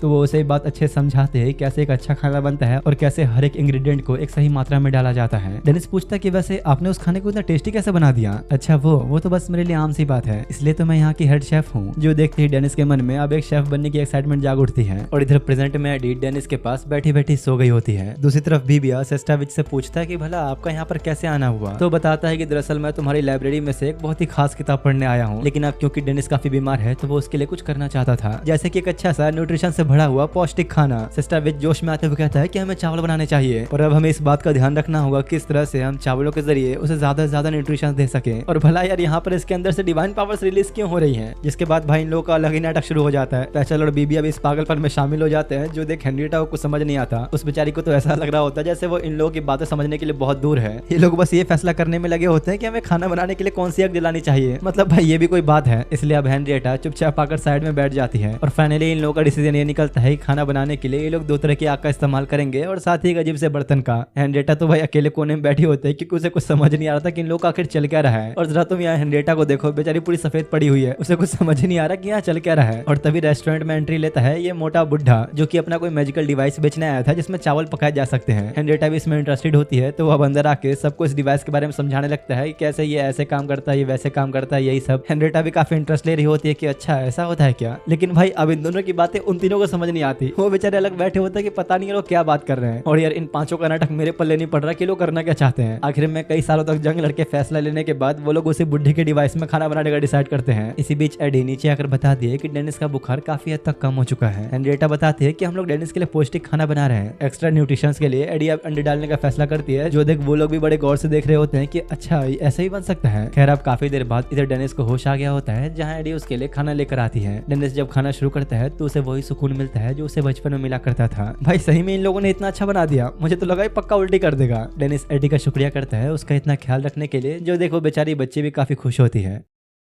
अगली सुबह हेनरिएटा और बीबिया अपने कपड़े लत्ते पैक करके कहीं जा रहे होते हैं क्योंकि आज कोई स्पेशल डे है। इधर डेनिस के साथ साथ एडी और पैचल भी तैयार हो गए होते हैं क्योंकि आज इन लोगों का कहीं घूमने जाने का प्लान है। इसी बीच बीबिया और हेनरिएटा भी आ जाते हैं। इन लोगों ने अपने साथ बाल्टी, साबुन और तौलिया रख लिया होता है क्योंकि शाम में इन लोगों को आना था एक बाथ हाउस में, जहाँ वह डेनिस फुल अपने कपड़े उपड़े उतार कर बॉडी फ्लेक्स कर रहा होता है। बीबिया भी कहता है कि वाह यार काफी अच्छी बॉडी है तुम्हारी। डेनिस का शरीर देख के वो अपना छुपाने लगता है क्योंकि वो बेचारा अंदर से बिल्कुल हड्डी था। डेनिस कहता है कि अरे कोई ज्यादा बड़ी बात नहीं है, रोज दिन 2-4 हजार पुशअप्स मार, तेरी भी ऐसी बॉडी बन जाएगी। फिलहाल तो चल नहाते हैं, मुझे सबर नहीं हो रहा। तो इस तरफ इधर यहाँ लड़कियां नहा रही होती हैं, जहाँ पैचल हेनरिएटा का फिगर देख के काफी हैरान थी और कहते हैं कि आपका फिगर तो सच में काफी शानदार है। नहाना धोना होने के बाद अब जब ये लोग खाने बैठे होते हैं तो हेनरिएटा अपने खुशखबरी देते हुए बताते हैं कि आज मुझे फाइनली जॉब मिल चुकी है। हमेशा की तरह उसका ये कोई एडवेंचर वाला जॉब नहीं है, बल्कि इस बार उसका काम नाइट्स के साथ है, जिसमें उसे काफी सारे लोगों की हेल्प करने का मौका मिलेगा। बीबिया बताता है कि हाँ मुझे भी जॉब मिल गई एक दूसरी पार्टी में, हालांकि उन लोगों के रैंक इतनी कुछ खास नहीं है, पर फिर भी मेरे लिए बहुत है। हेनरिएटा तारीफ करते हैं कि तुम्हें भी मेरी तरह जॉब मिली गई फाइनली। तो बीबिया कहता है कि नहीं तुम मुझे अपने जैसा गरीबों के साथ कंपेयर मत करो, मैं शुरू से ही अपने खाने का बिल भरता रहा हूँ। पैचल बताती है कि जल्दी वो भी कैपिटल जाके एक मैजिक स्कूल में इंस्ट्रक्टर बनेगी। देखकर लग रहा है कि अब ये सब लोग एक नई शुरुआत करने वाले हैं और शायद इसी का जश्न भी मना रहे हैं। वो सभी लोग अपना खाना पीना खा ही रहे होते हैं कि तभी बीबिया कहता है कि अब हम सब लोग अपने अलग अलग रास्तों पे जाने वाले हैं, मुझे तो सच में काफी अकेलापन महसूस होगा। फ्रेंड्स कहता है कि पागल मत बनो, तुम सभी अब वो काम करने के लिए जा रहे हो जो तुम हमेशा से करना चाहते थे, तो बस जश्न मनाओ और खाओ पियो। डेनिस अब एक बार दोबारा से अपनी कुकिंग स्किल्स फ्लेक्स करते हुए उन सभी के लिए एक बेहतरीन सी डिश बनाकर तैयार कर देता है। लेकिन तभी अचानक पता नहीं भाई ये मोटा कहाँ से आ जाता है, जो अच्छे खाने की खुशबू सुन के यहाँ तक पहुंच गया था। डेनिस कहता है कि अरे तुम यहाँ कैसे, पर तुम्हारा नाम क्या है? पर एडी को इसका नाम याद होता है जो कि है बुल्बो। वो मोटा कहता है कि जल्द से मुझे पता लगा तुम लोग यहाँ पर पार्टी कर रहे हो, मैं जल्दी से यहाँ आ गया और जरा देखो मैं तुम लोग के लिए क्या लेकर आया हूँ। ये मोटा अपने साथ 3 मेट्स और एक बड़ा सा मीट का टुकड़ा लाया होता है, जो जैसे ही हवा में उछालते हैं डेनिस कुछ सेकंड्स के अंदर उसके हजारों टुकड़े कर देता है और अब आराम से उस मोटे के साथ बैठ के मस्त पार्टी करते हैं। एडी जब डेनिस को अपने हाथों से खिलाती है तो इस मोटे बुल्बो को जलन होने लगती है, तो एडी उस बेचारे को भी खिला देती है और फिर उसके मन में तो भाई अजीब से ख्याल आने शुरू हो जाते हैं। बीबिया कहता है कि वैसे मुझे एक बात जाननी है, कोर्ट रूम में जज ने तुम्हें डेनिस ब्लैक करके बुलाया था, यानी कि तुम द ब्लैक रेस्टोरेंट से जुड़े हुए हो? तो डेनिस बताता है कि हाँ, उस रेस्टोरेंट के हेड शेफ ने मुझे पाल पोस कर बड़ा किया और उस सरनेम को लेने की इजाजत दी, लेकिन एक दिन किसी बात पर हमारा झगड़ा हो गया और उस वक्त मैं लेवल 90 के करीब था, तो मैंने गुस्से में रेस्टोरेंट छोड़ दिया। उसके बाद मैं दुनिया की कई अलग जगहों पर गया और एक काफी लंबा समय सिल्वर विंग के साथ गुजारा, पर अब मुझे समझ में आ गया कि शायद वो बस उस दिन मुझे समझा रही थी। दूसरी तरफ इधर डेनिस के रेस्टोरेंट में 2 लड़कियां आज खाने आई होती है, लेकिन रेस्टोरेंट तो आज बंद होता है। इसी बीच वहाँ से गुजरते हुए 2 लोग उनमें से एक बहन को धक्का देते हुए कहते हैं कि अबे साइड हटना, रास्ते में क्यों खड़ी है? लेकिन इन लड़कियों के पास काफी अच्छी मैजिकल पावर्स होती है और वहीं खड़े खड़े उन दोनों लड़कों की वाट लगा देती हैं। तभी अचानक इधर रेस्टोरेंट के पास ही काफी ज्यादा आग लग चुकी थी। इधर जब तक डेनिस और बाकी सब लोग वापस टाउन पहुंचते हैं तो उन्हें पता लगता है जहाँ पर आग लगी है वहाँ डेनिस का रेस्टोरेंट है, जो देखते ही डेनिस घबराते हुए बहुत तेजी से उस जगह की तरफ भागता है और जब तक वो पहुंचा आग उसके रेस्टोरेंट तक भी पहुंच चुकी थी, जो देख वो लोग बहुत हैरान होते हैं कि आखिर ऐसा हो कैसे गया। डेनिस की आंखों के सामने उसका रेस्टोरेंट जल के राख हो चुका था। तभी वही 2 बहनें बताते हैं कि ये आग इन लोगों ने लगाई है और ये दोनों आदमी द नाइट मिस्ट ट्रूप से हैं, जो देख डेनिस का तो खून खोल रहा था।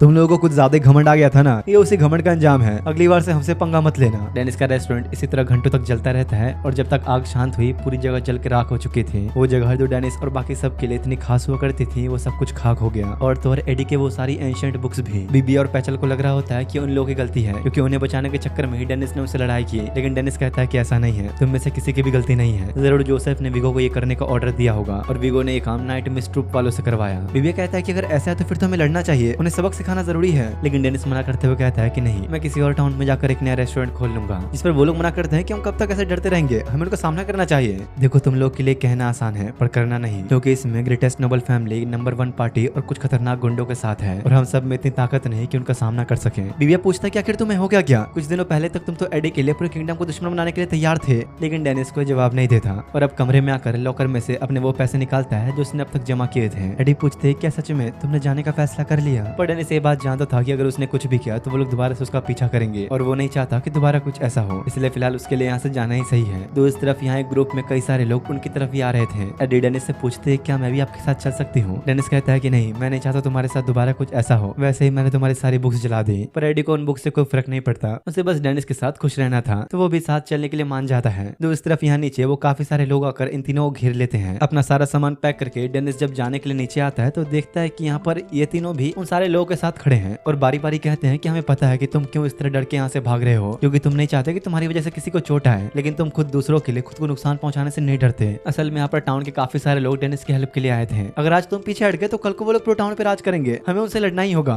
तभी यहाँ वो मोटा पॉल आते हुए कहता है कि जिसने एडी को नुकसान पहुंचाने की कोशिश की वो बच नहीं सकता। साथ ही वो दो बहनें भी आई होती हैं और कुछ नए कैरेक्टर्स जिनके बारे में मुझे तो नहीं पता। विविया कहता है कि जरा देखो तुम्हारे आसपास कितने सारे लोग हैं तुम्हारी मदद के लिए, अब पीछे हटने कोई मतलब नहीं बनता। डेनिस सोचता है कि मैं सच में अजीब हूँ, मैं खुद तो इन लोगों से ये कहता हूँ कि अपने पसंद की चीजों को खुद से दूर मत जाने दो, पर आज मैं अपने रेस्टोरेंट और इन लोगों को ही छोड़कर जा रहा हूँ। कितना बड़ा बेवकूफ हूँ मैं। और फाइनली इन सभी का मोटिवेशन काम आ जाता है क्योंकि डेनिस अब लड़ने के लिए तैयार था, जो देख वो लोग भी बहुत खुश होते हैं। हेनरिएटा कहती है कि अगर हम लड़ने ही जा रहे हैं तो फिर क्यों ना अपनी टीम का एक नाम रखें। तो एडी एक नाम सजेस्ट करती है जो कि है आउटकास्ट रेस्टोरेंट, और यही इस एनिमे का नाम भी है। विविया कहता है कि अब जब नाम का फैसला हो चुका है तो हमारे टीम लीडर दो शब्द कहेंगे, और फिर डेनिस वही बातें करता है कि हम लड़ेंगे, जीतेंगे, पीछे नहीं हटेंगे, हार नहीं मानेंगे, बस वही सब। ये लोग अपनी खुशी मना ही रहे होते हैं कि तभी कैटी वहां आती है, जो सिल्वर विंग की तरफ से डेनिस से माफी मांगने आई है, क्योंकि उसने विगो को किसी से कहते सुना था कि डेनिस के रेस्टोरेंट में आग लगा देना। उसने कोशिश तो की थी वक्त पर पहुंचकर सब रोकने की, पर कुछ कर नहीं पाई। डेनिस कहता है कि देखो इसमें तुम्हारी कोई गलती नहीं, लेकिन बस मेरे लिए एक छोटा सा फेवर कर दो, मुझे विगो की हर एक चाल के बारे में बताओ कि वो कब और क्या करेगा। कैटी कहती है कि देखो यहाँ जो भी कुछ हुआ मैं उसमें अपनी गलती मानती हूँ, लेकिन सिल्वर विंग की हिफाजत करना और उन लोगों के साथ गद्दारी न करना भी मेरा एक फर्ज है, तो इसलिए माफ करना, मैं ये नहीं कर सकती। कैटी ये कहते हुए जाने लगती है तो डेनिस कहता है कि हाँ मैं भूल गया था कि तुम्हारे कंधों पे भी जिम्मेदारियां हैं। इसके बाद अब सुबह होने पर डेनिस और वो चारों घोड़ा गाड़ियों से कहीं जा रहे होते हैं। यहाँ वो उन लोगों को बताता है कि द ब्लैक्स रेस्टोरेंट का हेड जिनी ब्लैक का लेवल 100 है, जो सुनकर उन लोगों के होश उड़ जाते हैं, क्योंकि इस दुनिया में किसी का भी लेवल 100 से ज्यादा नहीं हो सकता, और अपने डेनिस का लेवल तो 99 है। बीबी एक्साइटमेंट में कहता है कि लेवल 100 तक होने के बाद तो उस बंदे का नाम इतिहास में लिखा जाना चाहिए, क्योंकि जो भी लेवल 100 तक पहुंचता है उसे रैंक सोवरेन कहते हैं, जैसे कि वो 4 बड़े Kings, the progenitor of magic, adventure sovereign और द फर्स्ट किंग, ये सभी लोग इतिहास के रैंक सोवरेन थे। अगर ऐसा तो फिर तुम्हारा नाम भी इतिहास में लिखा जाना चाहिए। डेनिस कहता है कि अरे बस बस अब थोड़ा शांत हो जाओ। असल में डेनिस की जो हेड शेफ है उससे सिर्फ कुकिंग स्किल्स आती है, ना कि कोई कॉम्बैट स्किल्स, और इसलिए फिलहाल डेनिस उनसे ही हेल्प मांगने जा रहा है। अब कैपिटल में पहुंचते हैं ये लोग सबसे पहले चादर वादर पहन लेते हैं ताकि किसी के पहचान में ना आए। विविया जैसे ही कपड़े की दुकान पर आता है तो यहाँ पर उसके लुक से तो भाई लड़कियां फिदा हो रही थी। तो इस तरफ इधर पैचल का ग्रुप कैपिटल में मौजूद सारे विजार्ड्स के पास जाकर उनसे हेल्प मांगने का डिसाइड करता है, और इधर हेनरिएटा आई होती है सेस्टा विच के पास, जहाँ हेनरिएटा के पास एक काफी अच्छा प्लान था। सेस्टा विच पूछता है तो फिर क्या है ये प्लान, और यहाँ भाई ये मोटा बॉल वो एडी के लिए पूरा जी जान लगा रहा था, खुद तो कुछ कर नहीं रहा होता, बस मजदूरों से काम करवा रहा होता है। तभी वो देखता है कि एडी किस चीज को बड़े गौर से देख रही है, जो कि एक तरह का भोंपू या माइक शायद कुछ है, लेकिन ये फिलहाल खराब था तो अब एडी के लिए इसे ठीक करने की सोचता है। यहीं पर उन लोगों से मिलने ये बंदा आता है, जो कि शायद तुम्हें याद होगा ये वही है जो डेनिस और एडी के पास से उस दिन बुक ले गया था अपनी बीवी के इलाज के लिए, और क्योंकि उसकी बीवी की हालत काफी अच्छी हो चुकी है तो एडी को किताब लौटा देता है। वो एडी का शुक्रिया अदा करते हुए कहता है कि अगर मैं तुम्हारे कुछ काम आ सकूं तो जरूर बताना, मैं यहाँ का काफी जाना माना विजार्ड हूँ। बोल्बो कहता है कि अच्छा अगर ऐसी बात है तो फिर तो हमें तुम्हारी मदद चाहिए ही होगी। ये सभी लोग अलग अलग टीमों में बटकर अपना काम कर रहे होते हैं, और दूसरी तरफ इधर डेनिस पहुंचता है द ब्लैक्स रेस्टोरेंट के पास, मगर फिलहाल अंदर जाने की उसकी हिम्मत नहीं हो रही थी, क्योंकि जिस तरह वो सब कुछ छोड़कर बाहर निकला था उसे काफी शर्म आ रही होती है अंदर जाने में, लेकिन फिर भी अपने शर्म को मार के अंदर जाते हुए कहता है कि हेलो दोस्तों कैसे हो तुम लोग। उसे देखते ही मेड चिल्लाकर कहते हैं कि डेनिस वापस आ गया, जल्दी आओ यहाँ पर, जो सुनते ही खुशी से हर कोई आकर उसे घेर लेता है। डेनिस कहता है कि अरे रुको रुको पहले मुझे हेड शेफ से मिलना है। तो अब एक बड़ी प्यारी सी लड़की उसका वेलकम करती है और बताती है कि हेड शेफ उस कमरे में है। तो अब डेनिस अपनी शर्म भूलकर उनके पास भी चला जाता है। वैसे हम लोग काफी दिनों बाद मिल रहे हैं ना।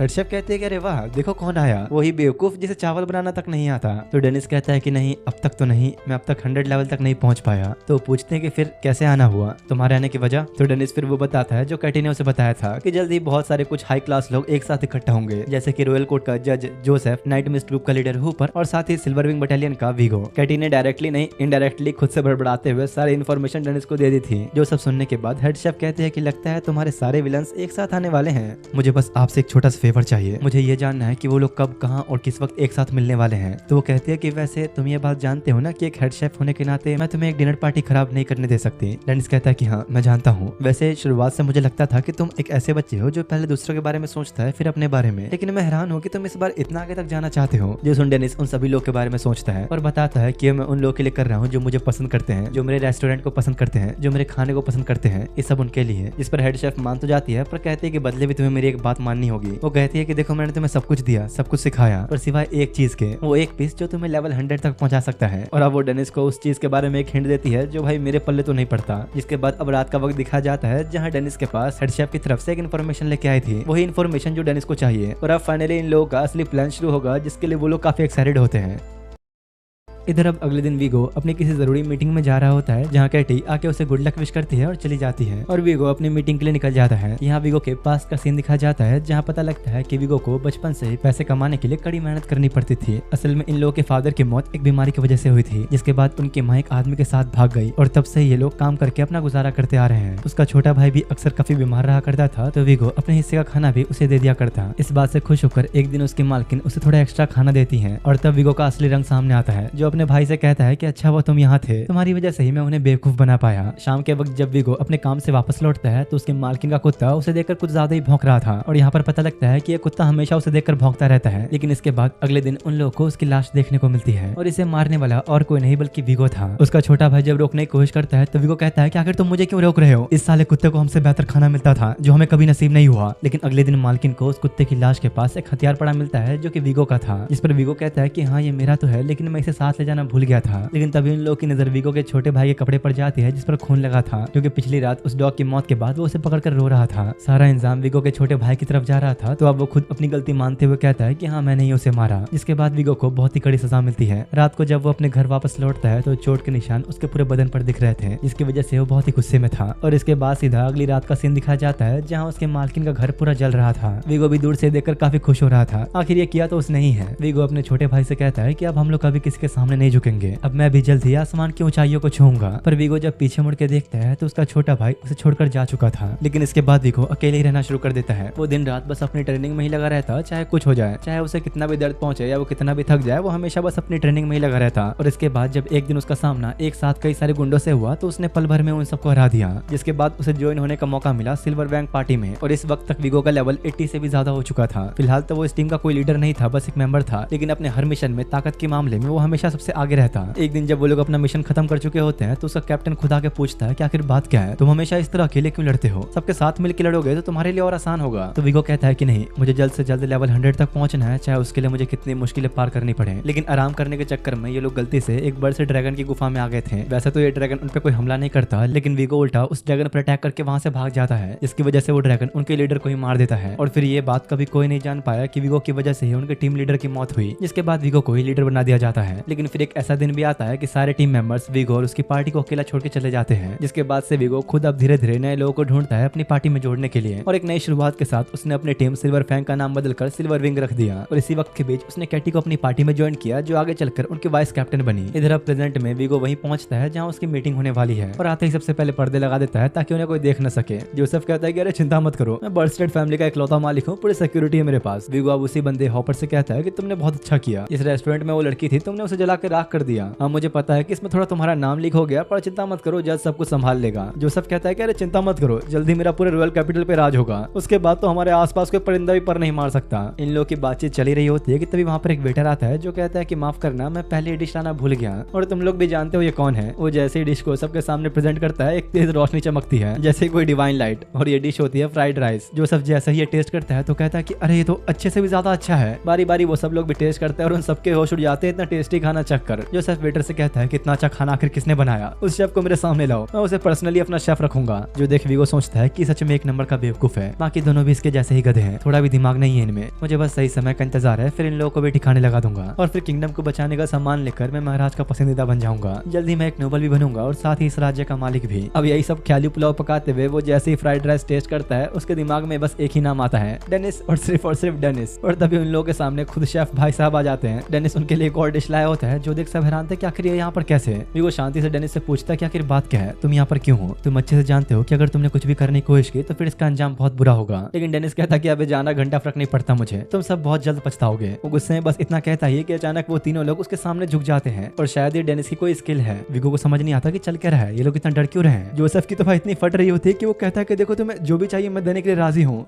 अच्छा अगर ऐसा है तो फिर जो किताबें तुमने जलवाई हैं वो लौटा दो। वीगो ये सब बड़े ध्यान से देख रहा होता है कैसे इन सभी लोग की डेनिस से फट रही है और समझ जाता है कि डेनिस अपनी डेड वॉइस स्किल का यूज कर रहा है। उन लोगों की इतनी फट रही थी कि जोसेफ खुद सामने से कह देता है कि मैंने अकेले नहीं किया, ये हम सब लोगों ने साथ मिलकर किया, ये हमारी पूरी प्लानिंग थी। और जो सब चीजें उसने बोली डेनिस के एक डिवाइस के जरिए या तो वो रिकॉर्ड हो गया है या तो ये बात पूरे टाउन ने सुन ली है। और तभी अचानक वीगो एक जोरदार हमला करके उन सबको वहां से भगा देता है। और इसके बाद फिर जो वीगो ने अपने सामने देखा बुरी तरह हैरान हो जाता है, क्योंकि यहाँ पर डेनिस का साथ देने के लिए कई सारे लोग आए थे और यहाँ जितने बड़े बड़े नोबल्स मौजूद थे उन सभी लोगों ने इनकी बातें सुन ली हैं। डेनिस कहता है कि देखो अब जो तुम लोग के साथ होगा उसका फैसला मैं नहीं, ये सब लोग मिलकर करेंगे। और बाहर बाहर तुम्हारे लिए एक और सरप्राइज है, क्योंकि भाई इन लोग के रिकॉर्ड की हुई बातें बाहर खड़े सारे वकीलों ने भी सुन ली थी। और फिर कुछ ही देर में उन तीनों को अरेस्ट करने के लिए रॉयल कैपिटल वाले भी आ जाते हैं। डेनिस विगो को चिढ़ाता है कि अब आए आउट पहाड़ के नीचे, मैंने बिना लड़ाई के सीधा रास्ता चुना और देखो तुम लोगों का क्या हाल हुआ। लेकिन फिलहाल विगो बहुत गुस्से में था और एक धमाकेदार अटैक के साथ डेनिस को नीचे लाते हुए कहता है कि तुमने मेरा पूरा प्लान चौपट कर दिया, इसलिए माफ करना, अब तुम्हें मारने के अलावा मेरे पास और कोई ऑप्शन नहीं। और लिटरली भाई डेनिस यहाँ पर उससे लड़ने के लिए एक तरह का नाइफ समन कर लेता है, जिससे वो सब्जियां वगैरह काटा करता है। वो दोनों जैसे ही लड़ना शुरू करते हैं, विगो अपने एक जोरदार वार के साथ डेनिस को पीछे धकेल देता है, क्योंकि वो कॉम्बैट स्किल्स में डेनिस से आगे है, जिसकी वजह से डेनिस थोड़ा जख्मी तो हो गया था, पर अब एक बड़ी सी कढ़ाई को समन करके उसके अटैक्स रोकने लगता है। लेकिन अगले ही सेकंड वो गुस्से में पागल होकर तेजी से डेनिस की तरफ बढ़ता है। यहीं पर पास्ट का वो दिन दिखाया जाता है जब कैटी ने डेनिस को विगो से इंट्रोड्यूस करवाया था, लेकिन बातचीत करने के बजाय यहाँ पहली मुलाकात में इनके बहस छिड़ गई थी, क्योंकि विगो कह रहा था कि तो बस एक बावर्ची है, ये हमारी पार्टी में भला क्या करेगा। तो कैटी दोनों को रोकते हुए कहते हैं कि अरे नहीं ऐसा नहीं है, इसका लेवल काफी ज्यादा अच्छा है और साथ ही साथ खाना भी लाजवाब बनाता है, तुम्हें एक बार चखना चाहिए। जिस पर विगो ये कहते हुए चला जाता है कि ठीक है, अच्छे से मेहनत करना, अब तुम सिल्वर विंग में हो। और इसी तरह डेनिस विगो के न चाहते हुए भी पार्टी में शामिल हो गया। कुछ दिनों बाद जब वो लोग साथ में एक मिशन पर होते हैं तो डेनिस को पता लगता है कि विगो ही है जिसकी वजह से सिल्वर विंग आज इतना आगे तक पहुंचा। डेनिस अब जब सबके लिए अच्छी सी डिश बनाने के लिए जा रहा होता है तो विगो मना करता है कि हमें खाने में अपना वक्त बर्बाद नहीं करना चाहिए, हमें और भी काम करने हैं। डेनिस कहता है कि हाँ, लेकिन हम लोगों ने एक मॉन्स्टर को तो हरा दिया ना, तो हमें थोड़ा रेस्ट कर लेना चाहिए। पर विगो कहता है कि नहीं, मुझे सिल्वर विंग को और ऊंचाई पर ले जाना है, मैं रुक नहीं सकता। तो डेनिस कहता है कि यार तुम कुछ ज्यादा ही लालची हो। अच्छा, तो लालच करने में क्या बुराई है, कभी कभी लालच हमें वो दिला सकता है जो हम मेहनत करके भी नहीं ले सकते। और सिर्फ मैं थोड़ी ना, तुम भी तो लालची हो, तुम भी तो जल्द से जल्द लेवल 100 तक पहुंचना चाहते हो। लेकिन तभी डेनिस कहता है कि यार माफ करना, मेरा खाना जल रहा है। जिसके बाद अब डेनिस के बनाई डिश तैयार होती है और सब लोग खाने की तारीफें कर रहे होते हैं। और जब कैटी विगो के लिए खाना लेकर आती है तो डेनिस पीछे से कहता है कि भैया पेट भरे खाना खाना, हमें और भी मिशन कंप्लीट करने हैं। विगो भी जब खाना टेस्ट करता है तो उसे भी काफी अच्छा लगता है। कैटी अब डेनिस का आके शुक्रिया कहती है, क्योंकि उसकी वजह से ही अब सिल्वर विंग पहले से ज्यादा बेहतर हो चुकी है। मुझे पता है तुम हम लोग की ताकत बढ़ाने के लिए खाने में कुछ मेडिसिन मिलाते हो जो कि सच में असरदार होती है। विगो भी इसके लिए तुम्हारा शुक्रगुजार है। तो वो कहता है कि अरे बस बस थोड़ा ही हूँ, ज्यादा नहीं।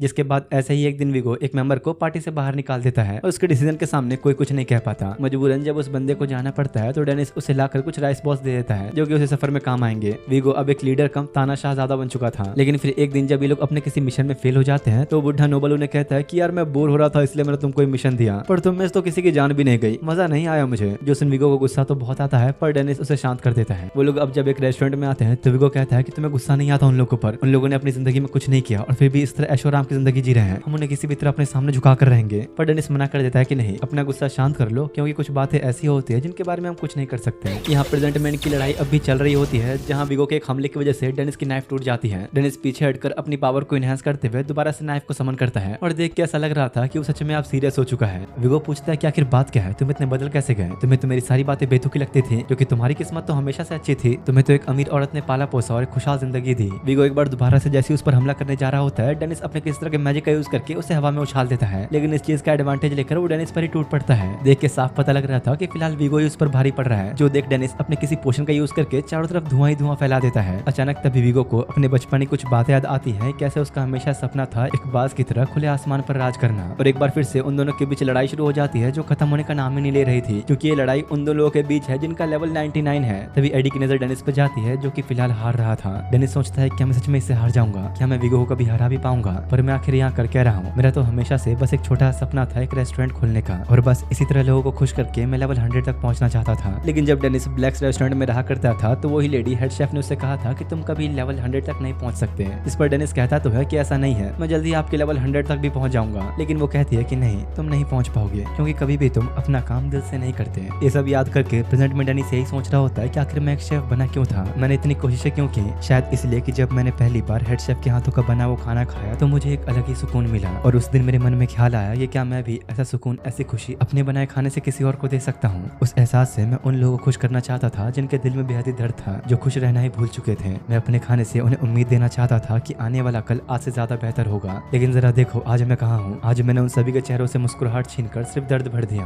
विगो अब डेनिस पर हमला करने आ ही रहा होता है कि तभी उसे हेड शेफ की वो बातें याद आती है, जहाँ उन्होंने कहा था कि लेवल 100 ऐसी कोई चीज नहीं होती जिसे तुम हासिल करते हो, वो तो बस कुछ ऐसा है जो तुम शुरुआत से हो, जैसे कि तुम्हें तुम्हें ब्लू बर्ड की कहानी याद है? वो बर्ड अकेला अपनी खुशी की तलाश में पूरी दुनिया भर घूमता रहा, पर उसे कभी वो खुशी न मिली, क्योंकि जिसे वो दुनिया भर में ढूंढ रहा था वो तो उसके पास ही था। और लेवल 100 भी कुछ ऐसा ही है, क्योंकि लेवल 99 और 100 में इतना कम अंतर है जिसे देखा भी नहीं जा सकता। इसलिए लेवल 100 तो हमेशा से ही तुम्हारा था, तुम्हें उसे हासिल करने की जरूरत कभी थी ही नहीं। हेड शेफ की बातें याद करते हुए डेनिस वीगो के अटैक को बड़ी आसानी से रोक लेता है, और अगले ही कुछ पलों में डेनिस के अंदर से इतनी ज्यादा पावर रिलीज होती है कि वीगो सीधा दूर जाकर गिरता है। डेनिस के अंदर से एक इमेंस ऑरा निकलना शुरू हो जाता है, जो देख वीगो भी बहुत हैरान था। वो सभी लोग समझ गए होते हैं कि डेनिस का लेवल अप हो चुका है। वीगो फिर भी पीछे न हटते हुए जब उस पर दोबारा अटैक्स करता है तो डेनिस सारे अटैक्स डॉज करके अपनी पूरी ताकत से एक जोरदार हमला करता है। डेनिस यहाँ पर एग्जिट स्ट्राइक नाम की एक ऐसी स्किल यूज करता है जिससे वीगो के ऊपर बहुत ज्यादा प्रेशर पड़ने लगता है, और अगले ही पल वो जमीन के अंदर धंसा जा रहा होता है। डेनिस का ग्रेविटी प्रेशर इतना ज्यादा था कि वीगो के आर्मर्स भी टूटने लगते हैं और वो नीचे जाता ही जा रहा था। बाहर खड़े वो चारों ये सब देख के समझ जाते हैं कि डेनिस को लेवल 100 की यूनिक स्किल मिल चुकी है, क्योंकि अब तक के इतिहास में जो भी इंसान लेवल 100 तक पहुंचा है उसे हमेशा अपनी एक यूनिक स्किल मिलती है जो उनके लेवल 100 की असली पावर को डिफाइन करती है। वीगो अपनी हालत देख के समझ जाता है कि एक ऐसी खतरनाक स्किल है जिस पर फिजिक्स के लॉ का कोई असर नहीं होता।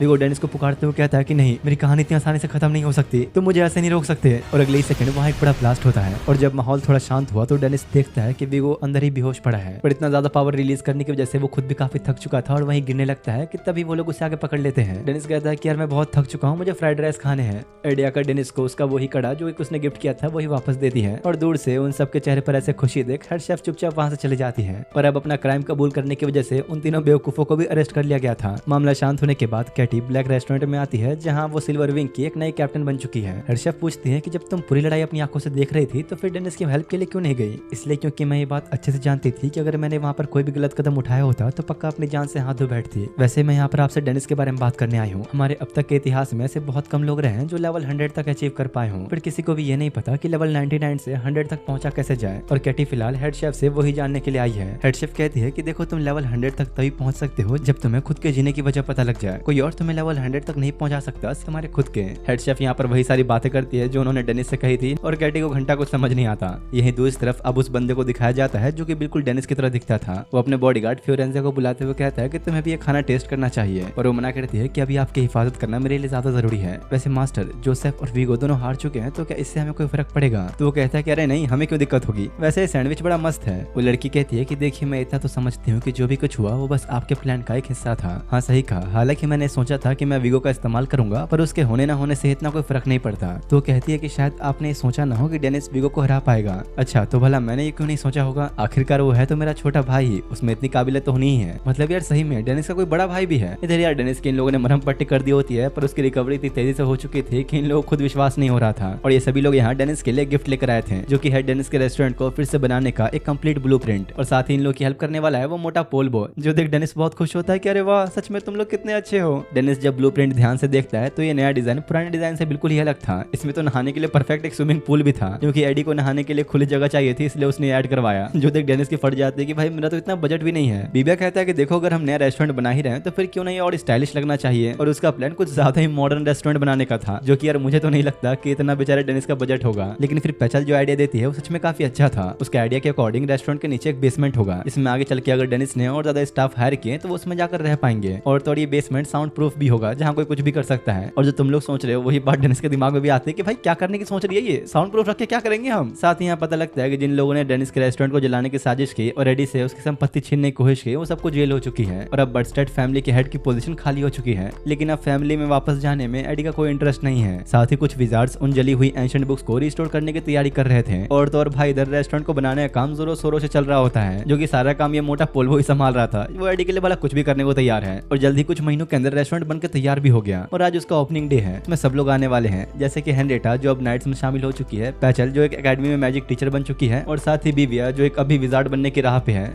दूसरी तरफ एडी और डेनिस ओपनिंग डे की शॉपिंग में ढेर सारा सामान खरीद कर जा ही रहे होते हैं कि तभी एडी का ध्यान भटकने के कारण वो एक बार दोबारा से डेनिस से दूर हो जाती है। लेकिन इस बार डेनिस उसके ठीक पीछे ही खड़ा था। एडी स्माइल करते हुए डेनिस से कहते कि जल्दी चलो वरना हम लेट हो जाएंगे। और फिलहाल वह डेनिस भी टाउन में काफी फेमस हो गया होता है, काफी सारे दुकानदार भी उसे जानने लग गए थे। और फाइनली डेनिस के रेस्टोरेंट के ओपनिंग डे का दिन आज फाइनली आ चुका है। थोड़ी देर बाद बीबिया भी आ जाता है, जहाँ वो देखता है कि इन लोगों ने अब रेस्टोरेंट का नाम चेंज करके द आउटकास्ट रेस्टोरेंट रख दिया होता है। और डेनिस ने अभी भी सारा काम जो करवाया है वो उसी बिजनेस बुक को ध्यान रखते रखते हुए करवाया है। अब इससे पहले कि वो अपने किताबी कीड़े वाली बकवास शुरू कर दे, वो लोग उसे धकेल कर अंदर ले जाते हैं, जहाँ कुछ चेंज तो नहीं हुआ था, बस पिछली बार जैसा ही सब कुछ रखा गया था। बेचारी एडी को नहाने के लिए जगह भी नहीं मिली। बारी बारी करके अब वो सब लोग अपना ऑर्डर देते हैं और डेनिस भाई बिल्कुल तैयार होता है खाना बनाने के लिए। और एक बार फिर से अपनी कुकिंग स्किल्स को फ्लेक्स करते हुए डेनिस उन सब की डिश बनाकर तैयार कर देता है, जो कि हर बार की तरफ इतना लजीज था कि बस देखने वालों के मुंह में ही पानी आ जाए। डेनिस उन चारों को थैंक्स करते हुए कहता है कि मैं तुम्हारी वजह से ही आज अपने सपने को एक बार दोबारा से पूरा कर पाया, नहीं तो मैं तो हार मान के जाने ही वाला था, इसलिए तुम सबका बहुत बहुत शुक्रिया। और आज भाई ओपनिंग डे के दिन ही उसके रेस्टोरेंट में काफी सारे कस्टमर्स आए होते हैं, यानी पिछली बार जैसा वो खाली तो नहीं बैठने वाला।